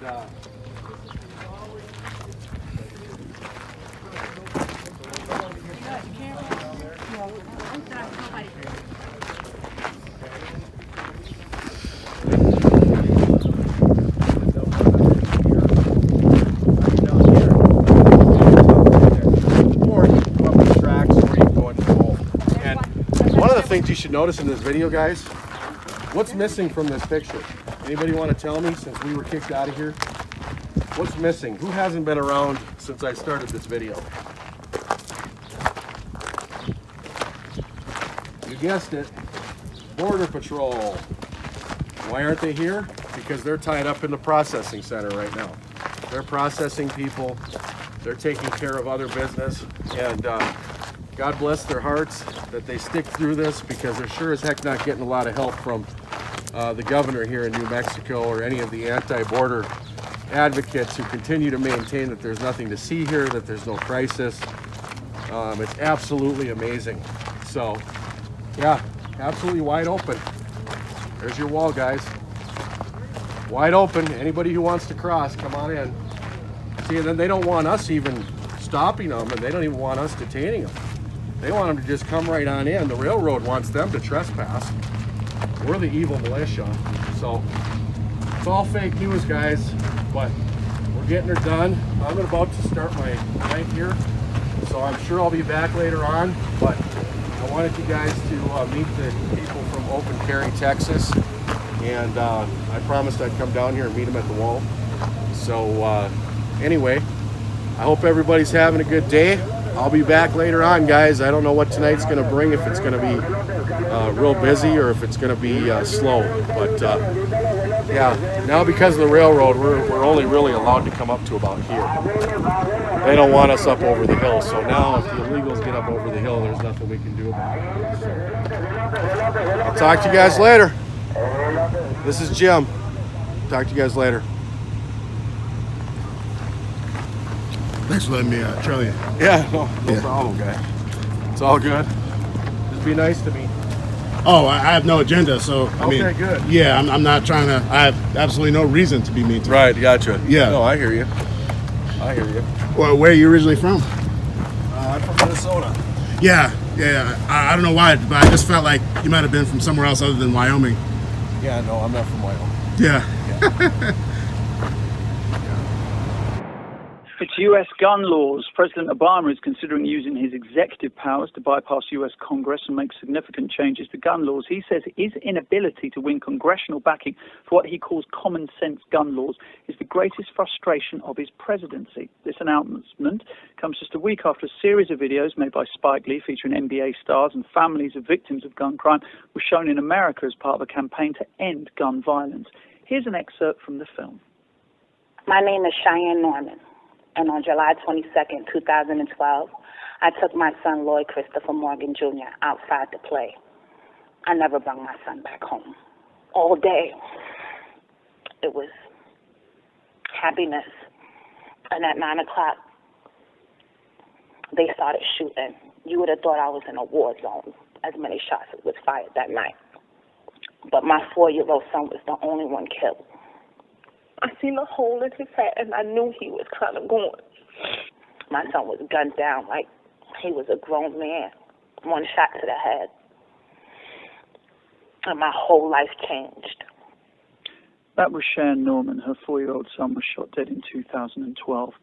On Friday, Texas became the most densely populated state to make the visible carrying of handguns legal. That means that licensed Texans will be able to walk around with holstered pistols, much the same way that they did, I guess, 100 or so years ago, in most public places like shops, restaurants, and churches. CJ Grisham joins me now as the president of the Open Carry Texas, and he spearheaded the campaign to pass this law in Texas. Happy New Year to you, CJ. Happy New Year to you, too. Now, the law's only been in place for the last 3 days or so. Have you seen a huge take-up on this? Are many Texans now walking around with their guns on show? It's not that many people because you have to have a license to be able to do so. And in order to get a license, you have to pass a background check. You got to go through training. You've got to get a mental health inspection, all those kinds of things. And only 4% of the Texas population even has a license to carry. So this isn't a big deal here in Texas. It's a very small percentage of Texans who are carrying.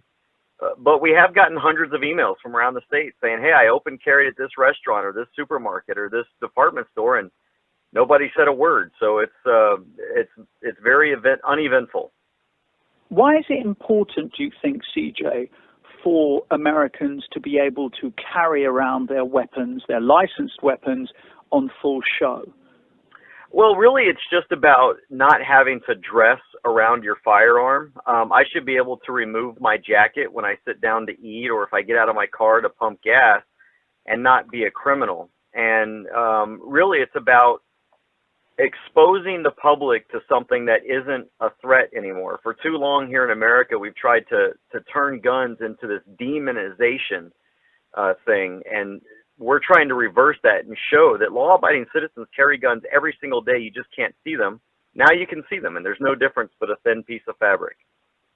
So do you agree then, because of course you've said amount of background information that has to be done in order to be able to carry around a weapon like this, do you think that that should be states-wide, that across the United States all of these things should be put in place, whether you're buying one in a shop or online, that you should not have access to a weapon unless you've had a full criminal check, mental health check, etc., all the things that you put in place in Texas? Well, we've already got those laws across the country, and so you already have to go through a background check to purchase a firearm. The thing is, criminals don't do that. You can pass all the background checks you want, and a criminal gang member in Chicago isn't going to go and run a background check on another criminal gang member. Sorry, how many of the mass college shootings were carried out by criminal gang members? Well, they were all carried out by criminals, not licensed carriers. Not gang members. Not, well, gangs. So how did those people manage to access the kind of weaponry that led to all of those deaths then? Illegally. That's what I'm saying. They so got how do you tighten that up then? Well, you can't stop all crime. You tighten it up by getting rid of gun-free zones and allowing people to defend themselves no matter where they walk, no matter where they go, no matter where they study, because you just never know. Just to be clear, CJ, the solution is actually having more guns in circulation in America. Therefore, when Columbine happens, a teacher can open fire in a classroom against the assailant. Right. So guns in classrooms, for instance, you advocate that? Well, there's already guns in classrooms. It's just they're in the hands of criminals, and the good guys can't defend themselves. So armed teachers in American schools? Absolutely. I don't see why not. There's no difference between a school and a library or a crowded restaurant. Why do you think it is that Americans are 20 times more likely than people from any other developed country to be killed by a gun? You know, that's a cop-out. This developed country thing is a misnomer. It's a statistic. Well, but it's a misnomer. What is a developed country? You know, we create these fake. The United States with the most. Are you not proud to be an American? Are you not proud of its economic success? I am proud to be an American, and I am proud of the fact that we have the most guns of any country, and we are not the highest death rate in the world. We're in the middle of the pack. But the problem is that these statistics want to cherry pick which countries they're going to compare us to, which countries are so-called developed and which ones aren't, and to try and skew the numbers against a basic right to keep and bear arms. So often the line is that guns don't kill people, people kill people. But where do you stand on the ability to shoot someone if you don't have a gun? Well, the purpose of having a firearm is solely for self-defense. That is the only purpose for a gun. It is not to threaten people. It is not to murder people. But isn't that best in security forces? Isn't it best that the people who are tasked with looking after us, well, they can't be everywhere. Of course, you happen to be an African American, that they should have the weaponry because they are trained in order how to use it. It should not be just available to anyone who can get a background check done. Well, no, it should be available to everyone because when only the government has guns, then the government can do whatever it wants. But the fact is, you got two choices. You can arm law-abiding citizens, or you can put a cop on every street corner, in every building, in every classroom to keep everybody safe. The police can't be everywhere. The first responder to any shooting are the victims. So if you don't want to be a victim, you've got to have a firearm on you to defend yourself. You can't rely on the government to do that. And sometimes it's the government that's the criminal thug. Mark, you want to come in here? Yeah, the visibility, this new law that's passed in statute means the visibility around local, towns means that, you go into a restaurant, you know whose dad, whose uncle, whose friend's dad has a gun. You know whose shed to break into. You know whose car to break into. Surely the visibility of these guns around Texas means that people who aren't licensed to have a gun know exactly who has a gun and how to get one off them. You know, what we're doing in Texas isn't a novel concept. We are the 45th state to allow open carry. We're way behind. There's 44 other states that already have open carry. 33 of those are unlicensed. You don't need a license to carry. And those problems don't exist. So that's just, we're talking about something that simply doesn't exist anywhere else that open carry is legal. But 88 gun deaths a day. That's what has demonized gun use. 88 gun deaths a day. Countries like ours just look on in absolute horror and bemusement about what goes on in your country. Well, again, numbers are such a funny thing. 88 deaths includes police-involved shootings. It includes suicides. How many? Let's break it down then. Let's break it down. If you know the numbers so well, then how many of those shootings, those 88 that Mark spoke of, are down to people with licensed weapons or indeed unlicensed weapons shooting each other?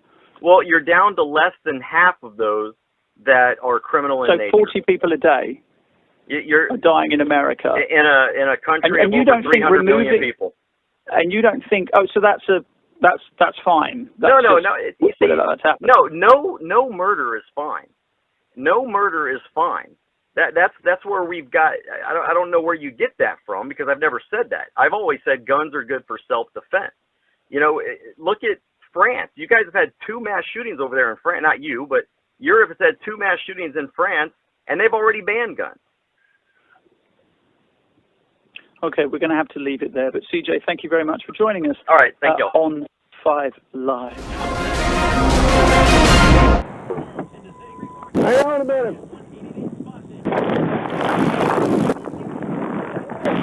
Wonderful. Don't be touching it. What's that? Don't be touching it. Okay. What are we doing? We're hiking. We're hiking. Yep. Some reason why you have this? Because I can.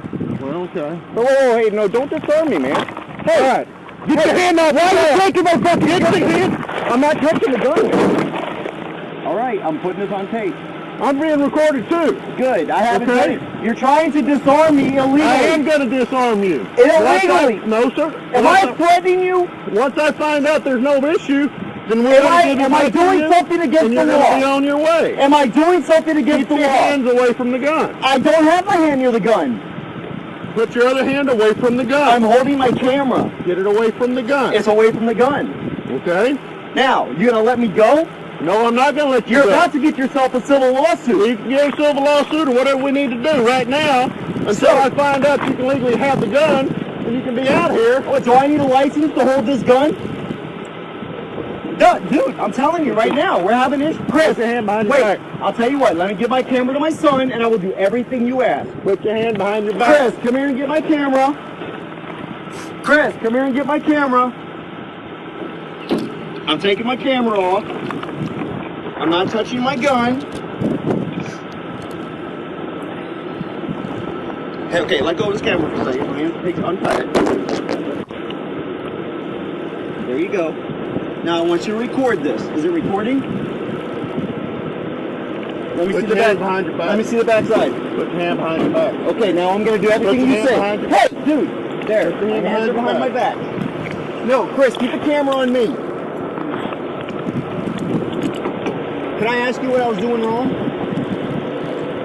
tell you, I can find out you can legally have the gun. So you can just stop anybody in the world for rudely displaying, yeah. Oh, how am I rudely displaying a gun? I'm walking. Just unhook it right there.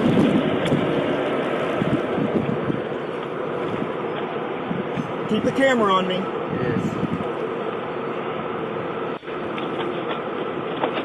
Can you guys get a supervisor out here? He is the sergeant. Good. Make sure it's on me. This officer, who's completely out of control. Sir, is it against the law to carry an open firearm like that? Well, let me answer your question. No, it's not. I've done nothing illegal. But yet this guy decides he wants to throw me against the car when I've done nothing. No, he has no right to disarm me if I'm not breaking the law. No, he does not. No, he doesn't. If he feels threatened, he may disarm me. But I have done nothing Where's your to threaten you. identification? Shut up, I'm talking to your Where's your identification freaking at? sergeant right now. It's in my pocket. Which pocket? This one right here. Whoa. Hey, am I accused of crime? I'm not late. I do not consent to you going through my wallet. I do not consent to you going through my wallet. Is this Do you have any more guns I do over not. here? Yes, I do. I have a 45 on my side. On my left side. Do you have a Yes, I have a concealed carry permit. Sir, you have no right to go through there. I'm telling you right now. Resist that too. Yeah, he didn't ask me for it, did he? Not what you carry in this notion. I wouldn't have asked you either. He could have asked me for my concealed carry permit. But even if I did not have a concealed carry permit, I can walk around with a rifle. When you alarm people and they call us, then we can... Okay, and did you explain to them what the law is, sir? They don't care what the law is. What, do you care what the law is? This day and age, they're alarmed when they see somebody with weapons. Do you have any more weapons on you? We have the right by law to disarm you until we... Okay, do you know what that law says? That law says if you feel threatened, you may disarm Somebody me. carrying this, Well, I'm if you threatened. feel threatened, you're a sorry excuse for a police officer. Well, then I'm... Your opinion. Me and my son. a loaded rifle. It's loaded, but it's not chambered. Oh, okay, well, I don't know that. Hey, I feel threatened because you're carrying a loaded firearm. We're licensed. We're allowed to. We're exempt from the law. You ain't exempt from the law. Yes, we are. Well, you guys think you are the law or something? You have to follow the law. Are you taking my firearm? Okay, now, can we figure out what I did against the law?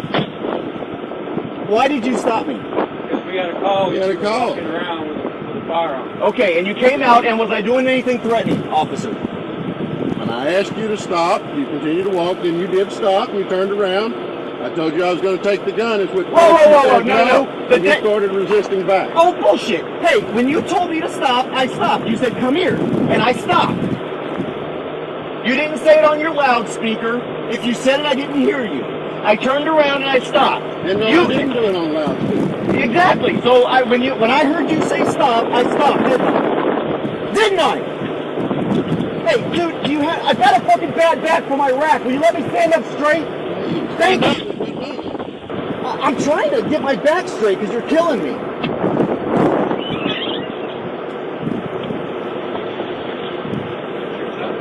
Yes, this is my son. We're out doing. Hey, what a bad excuse you guys are showing for police force. No, actually, it's a bad excuse. It's bad. At some point, go ahead and take the gun and secure it. No. You did not. Hey, listen, I'm not going to sit here and let you lie like this. Okay? You did not ask me for my gun. You just started taking it from me. Okay? That is not how you disarm a citizen. If you'd have said, sir, will you hand me the gun? Or, sir, will you drop the magazine? I would have done just that.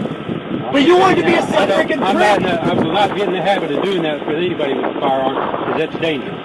Like, just because a guy's got a firearm, he's dangerous. Yes, sir. See, that's the problem with the police force today. No, sir, that's yes, it is. today. I'm an Iraq and Afghanistan war What would you veteran. do if you came up to somebody that was armed like that in Iraq? This isn't Iraq, dude. It doesn't matter. We're in Temple, Texas. People shoot just as quick here as they would anywhere else. Okay, how many CHL holders shoot like that? 0.18% of CHL holders commit crimes. 0.18%. You never asked to disarm me. You tried to take my weapon from me by force. I have a right to disarm No, you do not. Yes, I do. You have a right to disarm me, but you can't take it from me. Yes, you can ask me for my weapon. You can ask me for my weapon, but you cannot take it from me. I'm not going to let you put your hands on it and shoot me. Who said I was going to shoot you? I don't know you. I don't know you either. You could be a rogue cop. You guys aren't all saints. Now, can you tell me what I'm being charged with so I can go about my way? Right now, my you're son being detained. Why am I being detained? What crime have I committed? What crime have I committed? Why am I being detained? Because you were carrying a firearm. That's not illegal. In the state of Texas, it's not illegal. Now, why am I being detained? Exactly what I told you. Okay, but that's not against the law. What law have I broken? We have the right to come investigate. Okay, I got you. Until we're done, we have the right to take your firearm away from you to make sure it's safe, that we're safe, everybody else is safe. Okay, and you just found out that I haven't broken any laws, right? We don't know what you've been doing all I just told you, I am doing a 10-mile hike for my son's Eagle Scout project. I wasn't here. I didn't hear that. I just told you. Didn't tell me. Okay, there you anything about a scout. You know, it's funny. You didn't ask me a single No, I question. didn't ask you about where you were going. The whole time you've been here, you have not asked me a single question. All you've done is use brute force. You guys should have brown shirts on.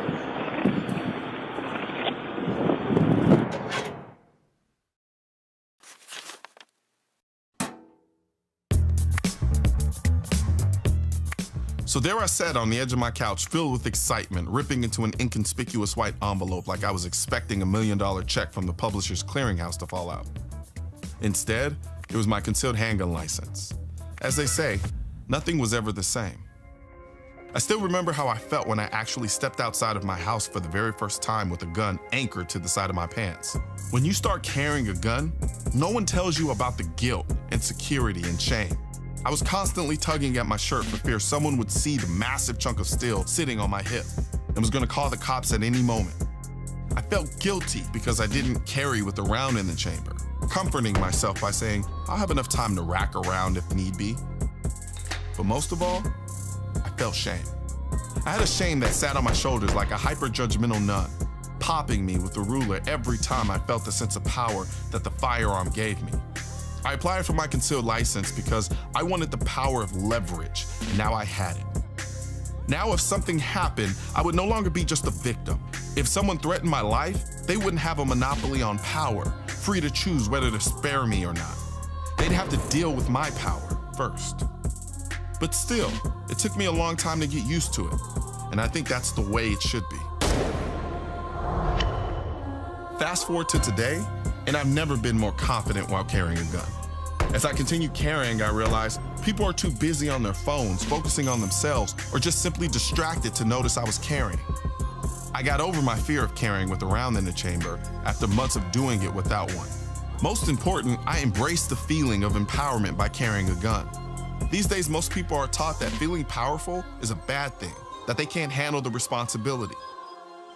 The human life is more precious to me now because every day that gun reminds me of how much I care about my life and the people I love, and that I have the power to defend everything I care about should the need arise.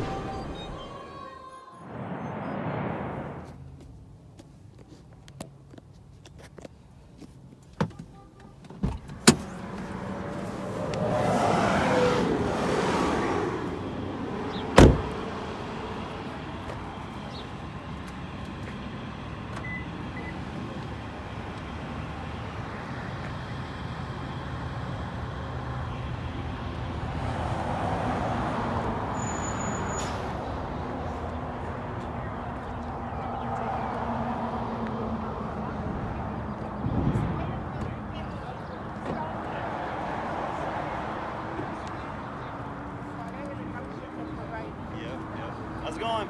CJ Grissom, honored to meet you. How you doing, sir? What's that? I'm honored to meet you. Nice to meet you. What's your name? Andre. Andre, okay. Yeah. Good to meet you. Thanks for coming out. Yeah, for sure. All right. Sorry what happened to you in 2013. I always watched that video.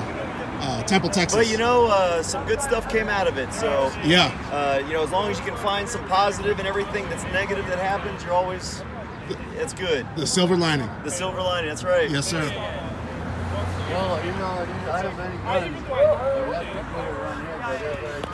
Now that's not well, a this is big not deal. automatic. I mean, my it's just a instincts are semi-automatic. not to trust people Yeah, from the CIA. the automatics, of course, but unless you got like $30,000. they also probably do some good things now and pay then. the government and you go So I didn't hold that against him, mainly because in 2014, when Will Hurd was a candidate running for the first time, Good to see you, brother. he came to our senatorial district 29 caucus, all his hopeful future constituents, and he told us that what the NSA is doing is wrong, and the FBI should not be able to get general warrants from the FISA court to just willy-nilly spy on American citizens. That is clearly wrong, and he said so himself. He acknowledged that what the government is doing is wrong, and he said that to get us to vote for him. He told us to trust him, even though he's former CIA. He said, what the government is doing is wrong. You have a Fourth Amendment right to privacy, and they need to get a proper warrant. And yet, several years later, like in 2015 or something, the Patriot Act expired. And he fought to keep the Patriot Act. And when it did die, it should have stayed dead. But what these Republicans and Democrats did is they voted for the USA Act. And they voted to keep the language, section 702, which allows a FISA court, which is a foreign intelligence surveillance agency, to have general warrants and have just, you know, open market on being able to access all American citizens, emails. I'm Andre. No. Nice to meet you. Andre, Now, meet you. How you doing, sir? To get this access from the FISA court is they need you to talk to at least one person who's not an American citizen. They could be a resident in the United States, but they're a foreigner, a citizen of another country, and you text them or you email them, and all of a sudden you're subject to this FISA court. And so they have been just collecting mass amounts of information, and they have it all stored, to my understanding, in a bunch of computers in Utah, and they need to shut that thing down. They need to shut down the NSA. But Will Hurd, he lied to our Republicans. He said he's going to work against that. My name's Andre. Andre, Daryl. Nice to meet you. Fourth Amendment violation. Hi, how are you? Good, how are you? Good to see you. He does not believe you have any right to privacy. It's really important because, Good to see you. My name's Andre. you know, law enforcement, when they are, and Bill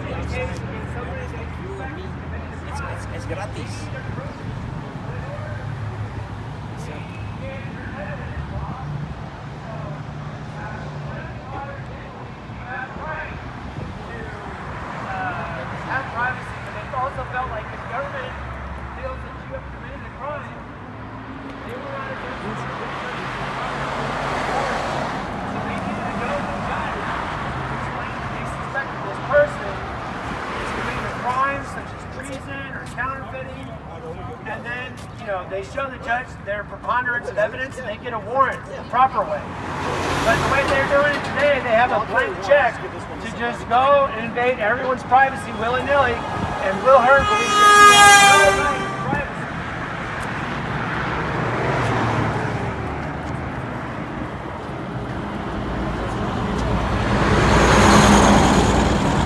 Not yet. Good. I spoke enough.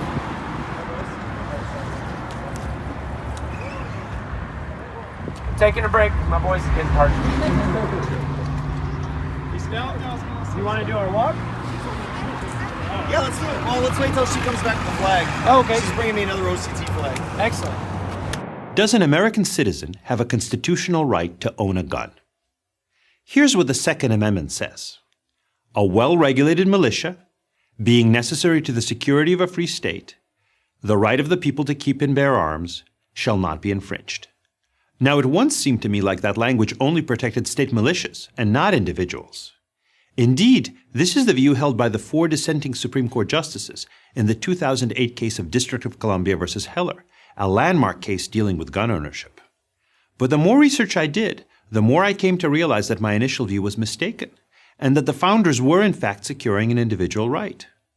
The 5 justices who voted to affirm the right to own a gun in D.C. versus Heller had indeed made the correct decision. Let's look at the amendment one more time. A well-regulated militia, being necessary to the security of a free state, the right of the people to keep and bear arms, shall not be infringed. We first need to focus on the phrase, the right of the people.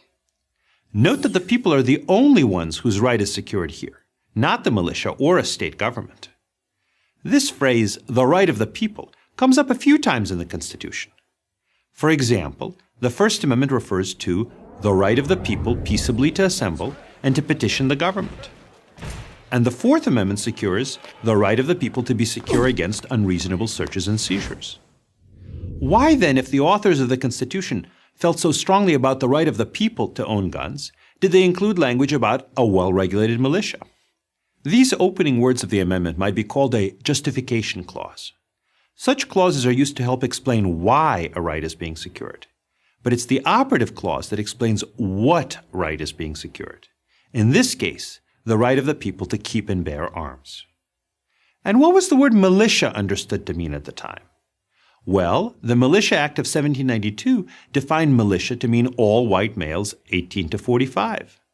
Today, of course, militia would include women and people of all races, but it was clearly not a reference to a small National Guard type group.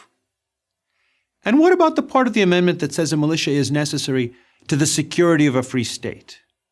What the opponents of personal gun ownership ask, does a personal right of gun ownership have to do with that?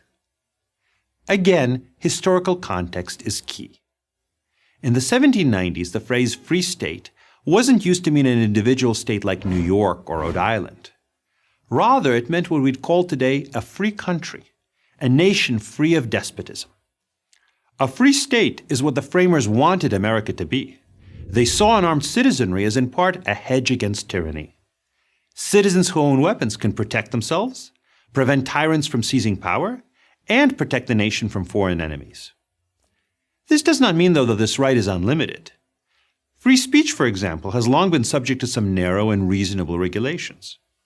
But severe restrictions on owning a gun, like severe restrictions on free speech, would violate the Second Amendment as the founders understood it.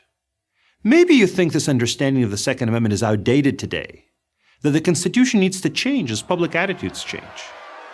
The founders included a provision for doing just that. If the public attitude really has changed, the Constitution can be amended to reflect that change. But ironically, even if we focus on current public attitudes, the case for individual gun ownership is as strong as ever. Polls consistently show that over 2/3 of Americans believe that the Second Amendment secures the right of citizens to own a gun. And Congress and state governments have repeatedly reaffirmed this view, including in recent decades. So, does the Second Amendment secure an individual right to bear arms? It did when it was written, it has throughout American history, and it does today. I'm Eugene Volokh, professor of law at UCLA for Prager University.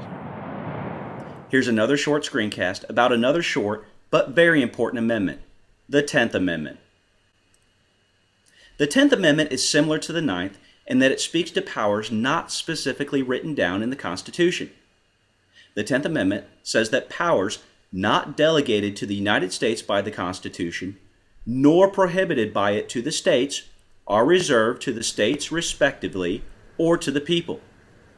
In other words, the Constitution states specifically what the government can do. Every other power not addressed is automatically reserved to the states or to the people.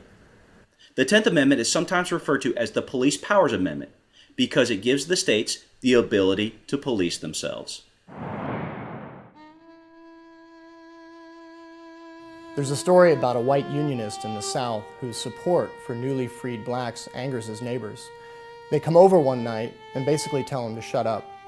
When he refuses, they take him outside, tie him to a tree, and horsewhip him. And they tell him if they have to come back again, they're going to hang him from that same tree. But the man had nowhere to turn because the South at this time was a place of lawless tyranny.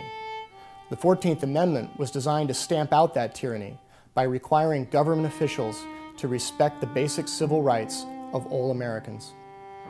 In the aftermath of the Civil War, newly freed blacks were systematically terrorized, disarmed, and even lynched for asserting their right to equality and individual liberty. The stories of violence perpetrated against newly freed blacks are truly horrifying.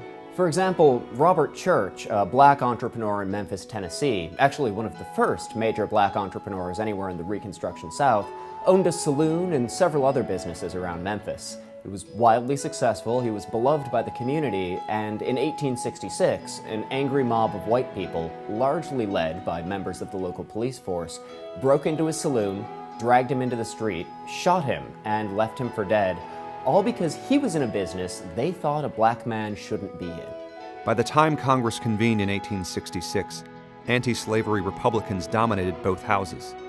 Led by men like John Bingham in the House, along with Senators Charles Sumner and Jacob Howard, radical Republicans enjoyed complete control of Congress. The 14th Amendment was proposed in response to this wholesale violation of civil rights, as embodied, for example, in the notorious Black Codes. The architect of the 14th Amendment, John Bingham, was a learned and well-respected lawyer from Ohio. Bingham actually appears to have been one of the few members of Congress who understood that by virtue of the Supreme Court's decision in Barron v. Baltimore, the Bill of Rights did not apply directly against the states. In fact, Bingham had to bring a copy of Barron onto the floor of the House to prove that the Bill of Rights had no effect against the states. John Bingham believed there was a hole in the original Constitution, which was that it didn't give the federal government the power to protect individual rights from interference by the states. The 14th Amendment was Bingham's effort to fix that. The 14th Amendment protects three distinct interests: due process, equal protection, and the privileges or immunities, meaning rights, of United States citizens. Of those three, privileges or immunities are by far the most important because that clause protects individual rights from government infringement.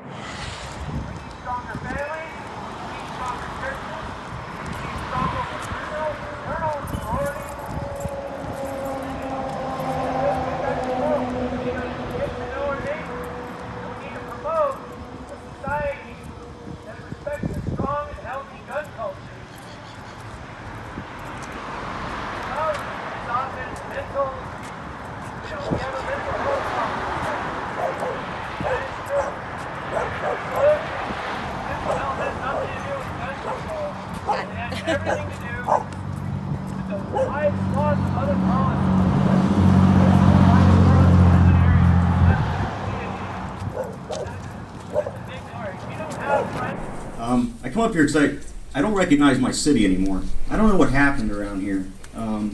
But since I was falsely arrested by Chief Smith's officers, it seems to me that our police force is out of control.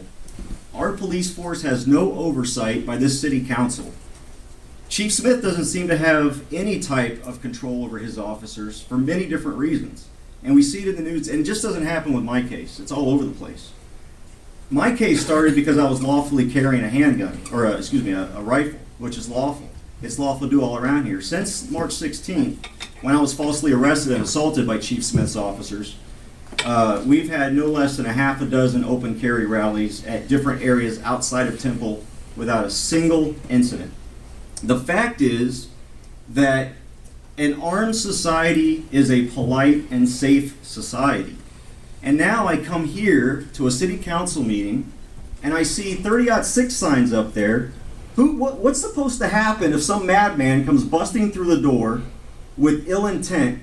Chief Smith and the firefighters here can't do anything about that because nobody in here is armed now. At least not legally. Nobody in here is armed. This is a public building. And I've come to these meetings up until March 16th when they took my concealed carry permit. I've always come to these meetings armed, and not once has anyone felt threatened. Not once have I pointed my weapon at anybody, and believe me, I've been upset.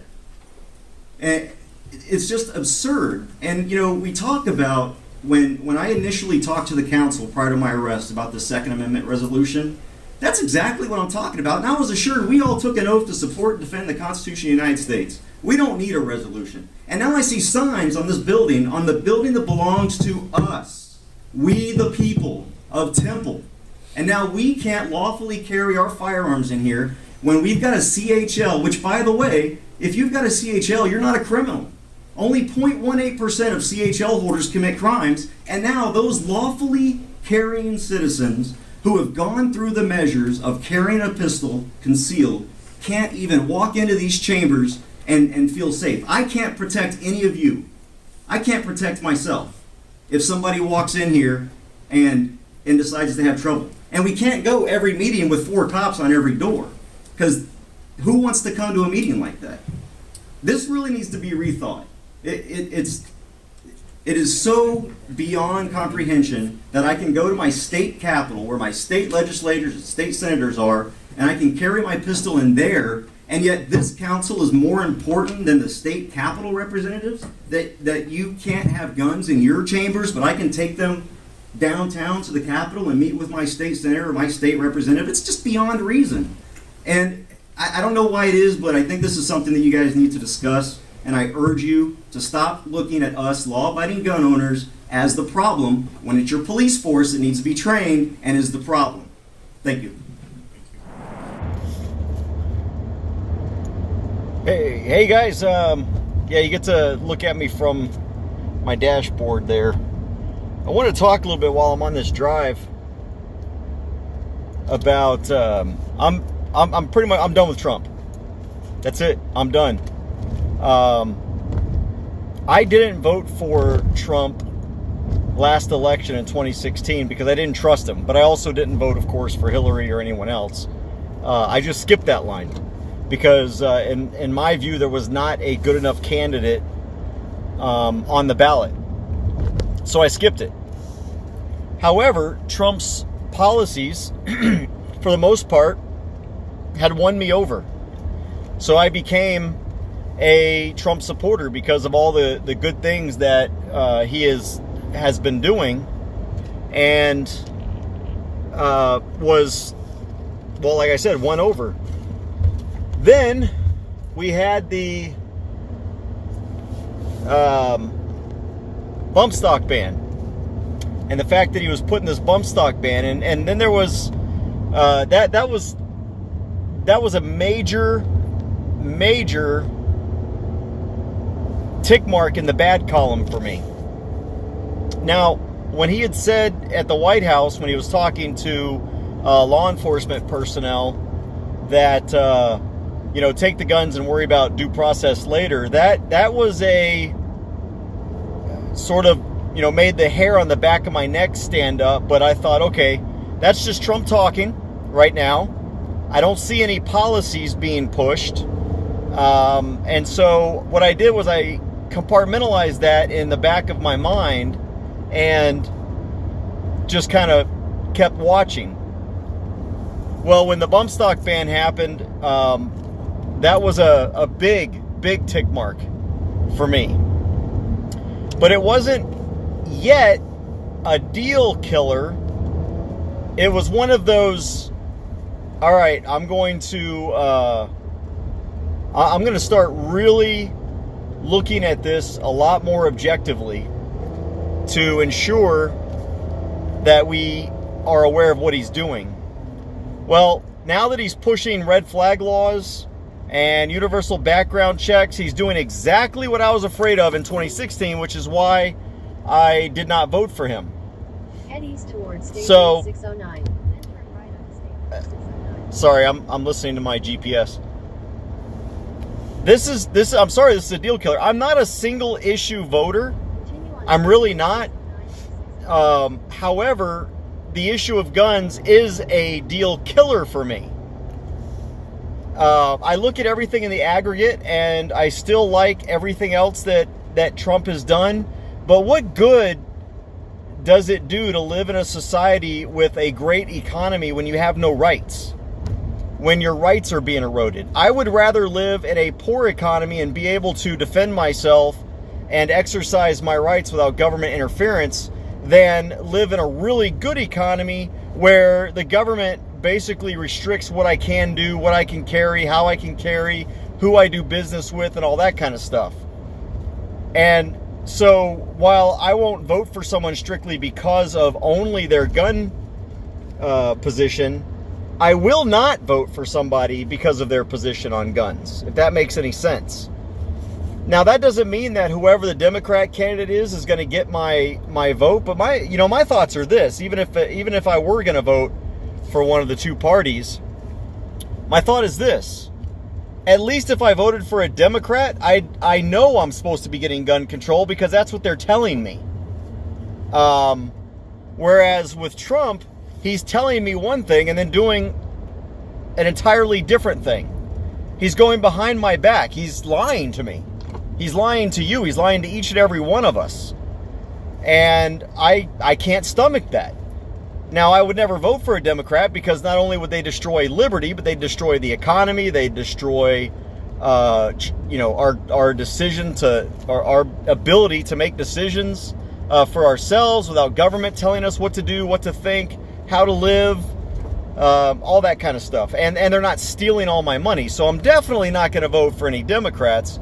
But you know what? I am not going to vote at this point right now. Now, we've got 18 months. But I'm not voting for Trump. I'm done. As a matter of fact, I am not even going to wear my Trump crap anymore. I might just to trigger liberals sometimes, because I know that that makes them get into a tizzy when you walk around with "Make America Great." But that I'd only wear that at a rally or something where I know there's going to be a protest, just to kind of irk them. But I'm done. I don't know what Trump can do. The only thing that Trump can do right now is if this universal background check bill or the red flag bill or anything else that's gun control related, if it gets to his desk and he vetoes it, then we'll talk again. But, he's pretty much doing what the NRA told him to do. And, this argument that, if you don't vote for Trump, that's a vote for a Democrat. Well, I guess Trump should have been better, huh? That's what happens. I am not going to vote for Trump just so a Democrat doesn't get elected. I'm sorry. I've got more integrity than that. It is not going to happen. And if that means that a Democrat gets elected, well, then I guess people better wake up.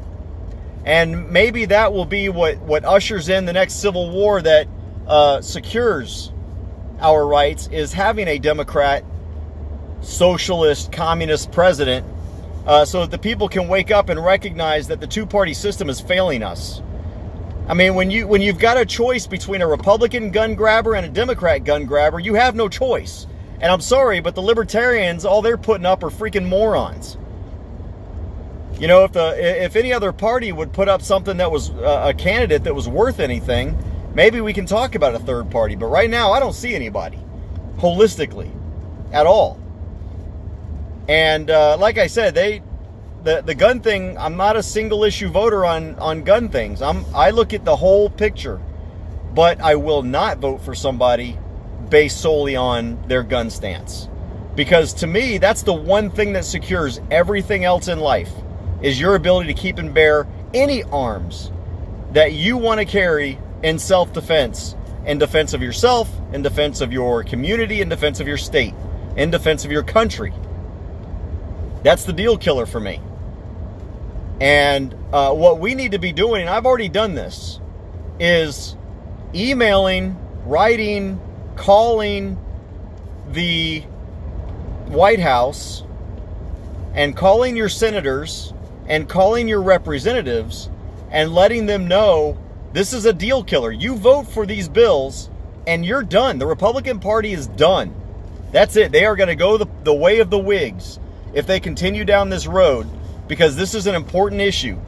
And legislating based off of emotion is not the way to legislate. That is not the way to lead a country, is based on heightened emotions. But I know that that's what the two-party system wants to do. That's how they increase the state, the size of the state, the power of the state, the scope of the state, and limit liberty for each and every one of us. But CJ, if we don't have, you want dangerous people to have guns? We need a red flag law. I mean, how are we going to keep the guns out of the hands of dangerous people? Well, look, if these people are dangerous, what good does it do to take their guns and leave them in society? If a guy wants to kill or hurt his wife or girlfriend or neighbor or whomever, you think taking away his guns is going to do anything? He's still out there in the public. Now he's got what? Chainsaws and knives and hammers, and heck, he can just go get another gun somewhere else. And now, by the way, he's pissed off because you just disarmed him. So if somebody is truly a danger to society, why are we leaving him in public? If someone is truly a danger to society, taking away his guns doesn't do anything. That's like, a guy that wants to that's threatening to burn down the neighborhood. You take away his lighter, but you leave him with his matches. What good does that do? Or you leave him with the gasoline, but he's still out there wanting to burn down your house. He's gonna find a way. So if someone after due process is truly a threat to society, we already have ways to put those people through a system.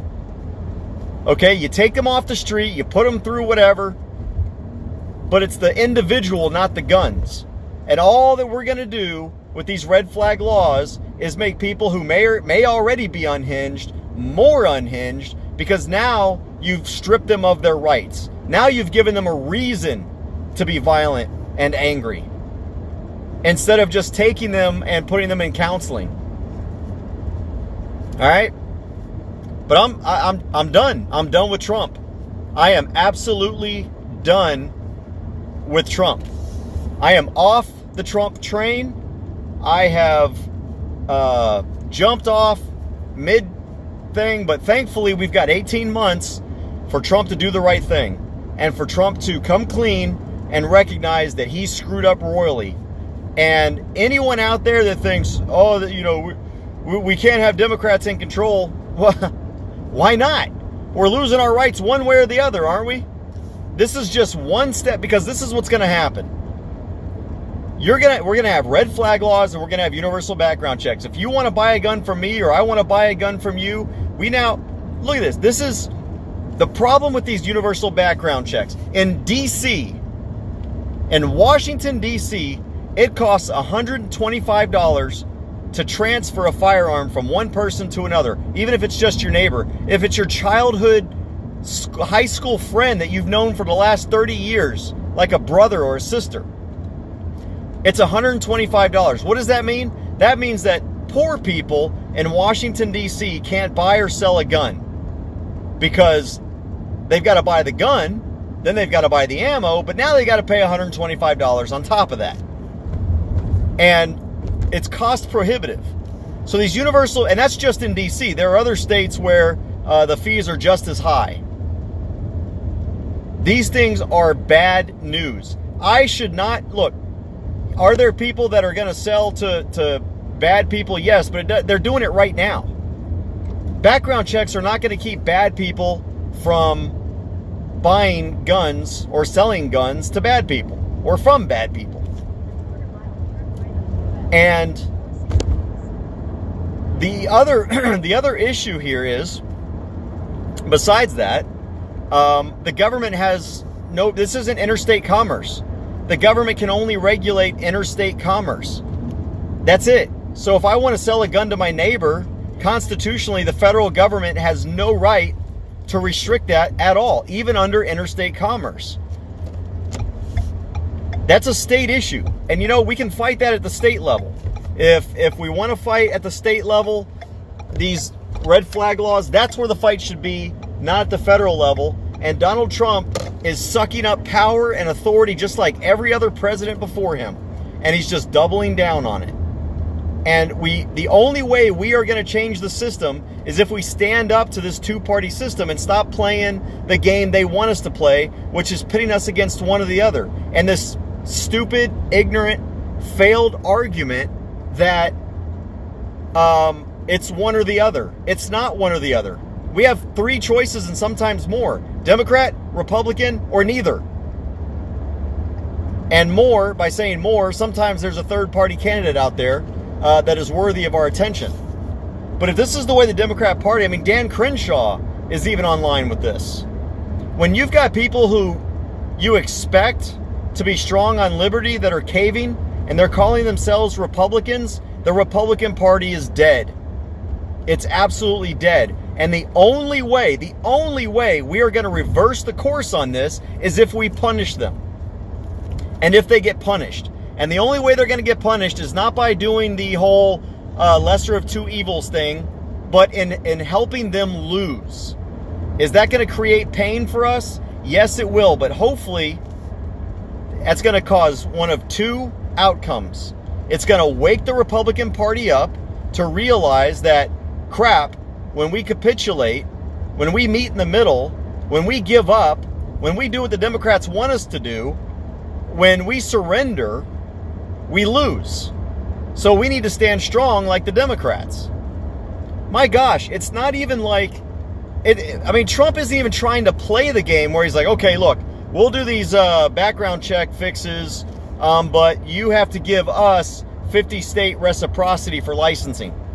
Okay, if someone has a license in one state, it's good in all 50 states. I mean, that is compromise, even though I would still disagree with that. But at least you're getting something while you're losing something. And as it stands right now, all we're doing is losing. The Democrats are the Republicans, all they keep doing is giving up ground. And if you're going to give up ground, the only way to truly compromise is to get something in return. I mean, I would be less angry if Trump was going out there saying, look, these red flag, and again, I don't support this, but okay, let's do red flag laws. We're going to make sure there's due process first. There will be a court case. The defendant or the person that is the target of the red flag will have a day in court before we take his guns away, and it'll be we'll have the due process in there. And then, but in order for us, the only way I'm going to support this as president is if the Democrats agree that a part of this bill is, you name it, getting rid of the NFA, getting rid of or allowing 50-state reciprocity. Okay, damn it, get something back. Don't just give up. Trump's supposed to be a fighter. And if we don't force him to fight, we, the people, are going to keep losing. It is incredibly difficult to get rid of a law, because here's what's going to happen. They're going to pass this law, and it's probably going to be in effect, if not forever, in perpetuity, 10 or 20 years, just like the assault weapons ban was under Clinton. Thankfully, Bush was able to let it expire. But that's 10 or 20 years we've got to deal with this mess. And it's incredibly difficult. And you've got to make sure that if there is an expiration date on these laws, that there's a Republican or a pro-gun president and majority in office to be able to let that thing expire. That's it. Sorry, I know it's going to piss a lot of people off. It might make some people happy, but I am not a party person. I believe in liberty. And while I tend to vote Republican, and obviously I ran as a Republican, and I support the Republicans, at least I support the platform of the Republicans.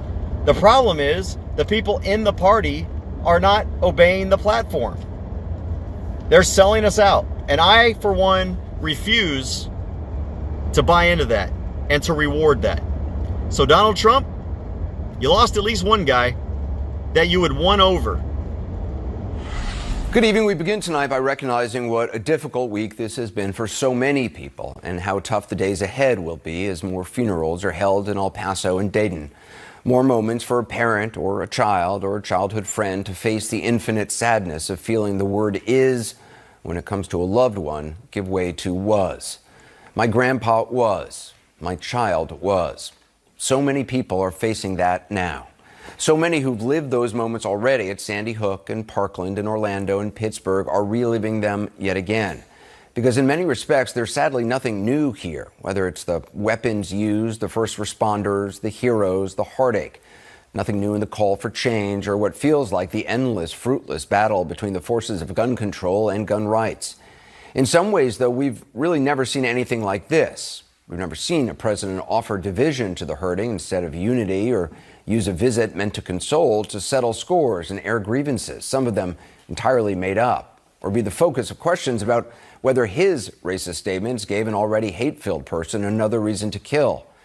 And today, the alleged El Paso gunman made it clear, admitting he was the killer and that he specifically targeted Mexicans. Nor have we seen, as is being reported tonight in Axios, a president whose campaign officials say that having the president of the United States called a racist could be politically good for him. That's where we are. That's how this week is ending. It's also ending with the president making a claim that he's made before about action on gun restrictions. I think we can get something really good done. I think we can have some really meaningful background checks. We don't want people that are mentally ill, people that are sick. We don't want them having guns. Who does? Well, we'll see where the NRA will be. But we have to have meaningful background checks. Now, keep it honest, we've already seen where the NRA says it will be, against them. They've just said so, warning the president and his base would not like them, and saying in a statement, quote, the NRA opposes any legislation that unfairly infringes upon the rights of law-abiding citizens.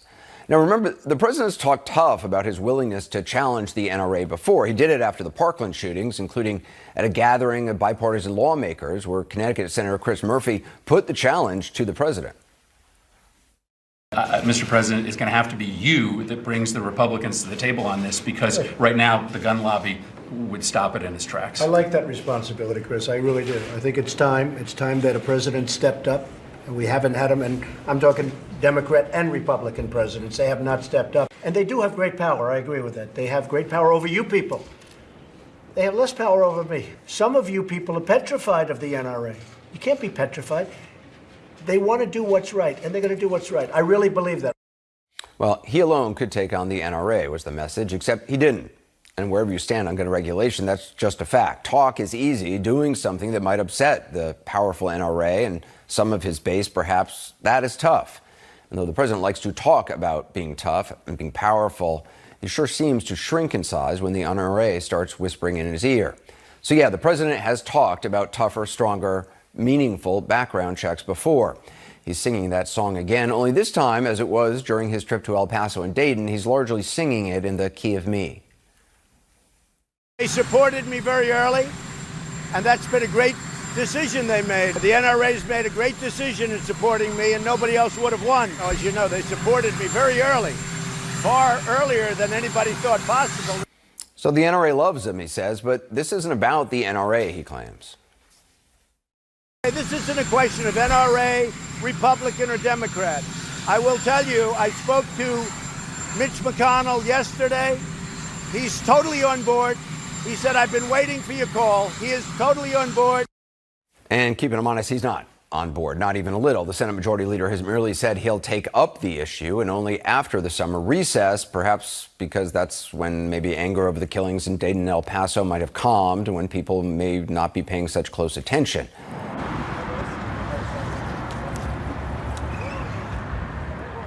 Taking a break. My voice is getting parched.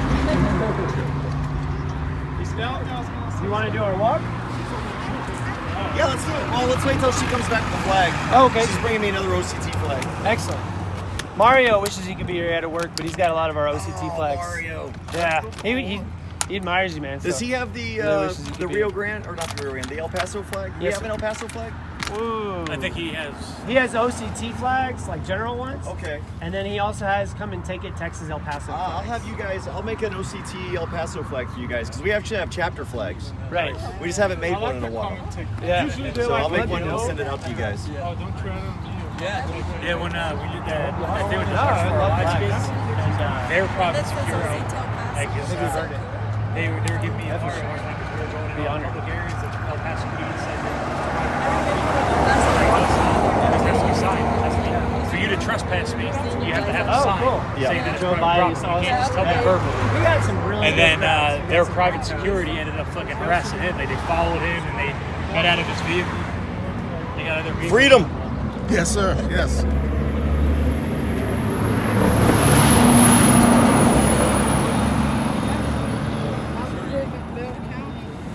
Is that a weapon too? This one? No, it's not a weapon. I was gonna say. It looks like a weapon, but let me give you a good view. Okay. It's not a weapon. It's our assault flag. Right. It's an assault flag. It's a symbol. Yeah. You don't want to assault the flag. Right. Make an assault flag. Oh, I like it. Yeah, it's nice. I like it. So, but it's not really a real weapon. So if you're offended by that, you're anti-American. Yeah, that's right. That's as Americana as you can get. If anybody's assaulted by this, tell them that they don't like the flag. Tough love. Tell them to go to Canada. It might not cut it in San Francisco, but it'll cut it in El Mexico's Paso. not too far. Hashtag America. Yeah. Oh man, if I could carry that in San Francisco, boy, can you imagine some of the triggered Californians? If you're in Well, those types of there's plenty of Californians that want guns. A place like San Francisco, it's all. So that was a really bad, awful thing happened in Southern Springs, Texas a few years ago. That's not a gun part. They might try to prosecute. And for all how's it a gun part? It's not operational. True. The garbage I give the NRA. To the NRA's credit, they had. I'm gonna trade out. They had saved lives that day. An unstable person who should have been prevented from buying a firearm had the U.S. Air Force done their job. This person already had a record for domestic abuse. Yes, ma'am. He had a record as, having to stay at a mental hospital because he was mentally unwell. And he should not have been able to buy a firearm lawfully. And it wasn't the gun shop owner who dropped the ball that day. It was unfortunately, and I know that they didn't mean to do it, but they did, the U.S. Air Force did not put this gentleman, this monster, on the books as somebody who cannot lawfully purchase a firearm because he has a record of domestic abuse and mental instability. And so this person caused a lot of pain and suffering for a lot of families.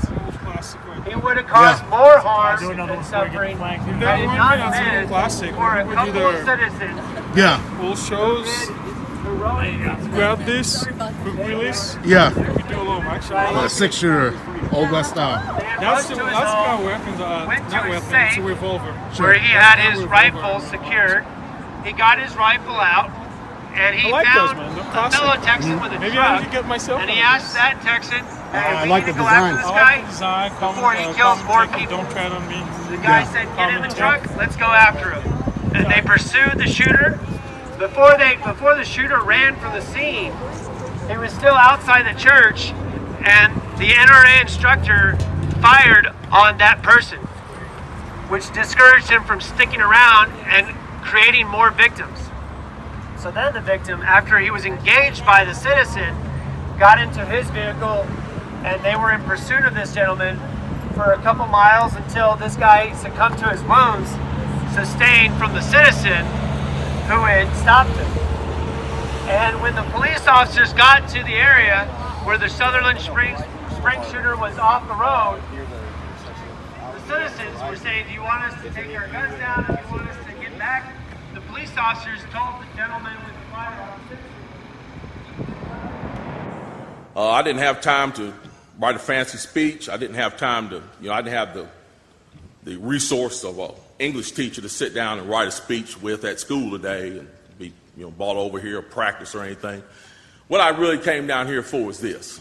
I've heard a whole lot of people in here talking tonight about this group and that group and domestic violence and blacks, these minorities and that minority. What I want to know is, when are you all going to start standing up for the majority? And here's who the majority is.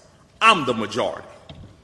I'm a law-abiding citizen who's never shot anybody, never committed a serious crime, never committed a felony. I've never done anything like that.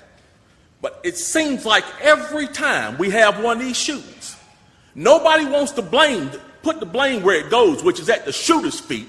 You want to put it at my feet. You want to turn around and restrict my right, constitutional right that's spelled out in black and white. You want to restrict my right to buy a firearm and protect myself from some of the very people you're talking about in here tonight. It's ridiculous. I don't think Rod Serling could come up with a better script. It does not make any sense. The law-abiding citizens of this community and many communities around this country, we're the first ones taxed and the last ones considered and the first ones punished when things like this happens, because our rights are the ones that are being taken away. That's the reason why I came down here today. Gun show or no gun show, NRA or no NRA. I'm here to stand up for the law-abiding citizens of this community, because I'm going to tell you that what's going to happen. You can take the guns away from us all you want to. You all write a law, I follow the law, I'll bring my guns down here, I'll turn them in. But here's what's going to happen. The Crips and the Bloods on the other side of town, they're not going to turn their guns in. They're going to hold on to them. And what's going to happen when you have to send the police down there to go take them? The police can barely enforce the law as it is. As what I see, we demonize the police, criminalize and vilify the police, and we make the criminals into victims. And we're talking about restricting guns? How are you going to do that? How are you going to do that when the police department's already hamstrung? You're not going to be able to go down here and take these guns from these criminals. So the criminals are going to hold on to their guns. They're still going to have them. They're still going to break in my house, and they're still going to shoot me with them. And guess who's going to be the one that suffers? It's going to be me. Well, I'm here to tell you tonight, it is not going to happen without a fight. And when I say fight, I don't mean shots fired. I don't mean fist thrown.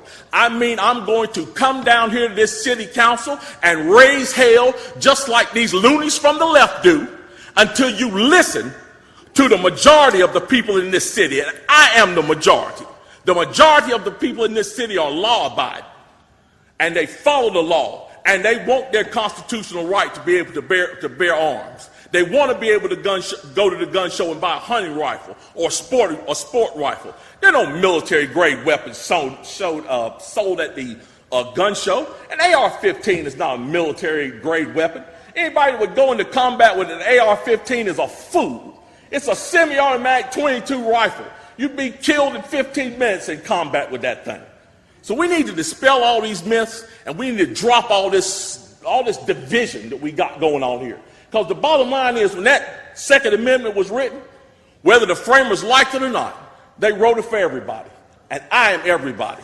And the law-abiding citizens of this city are everybody. And we want our rights, and we want to keep our rights. And by God, we're going to keep them, come hell or high water.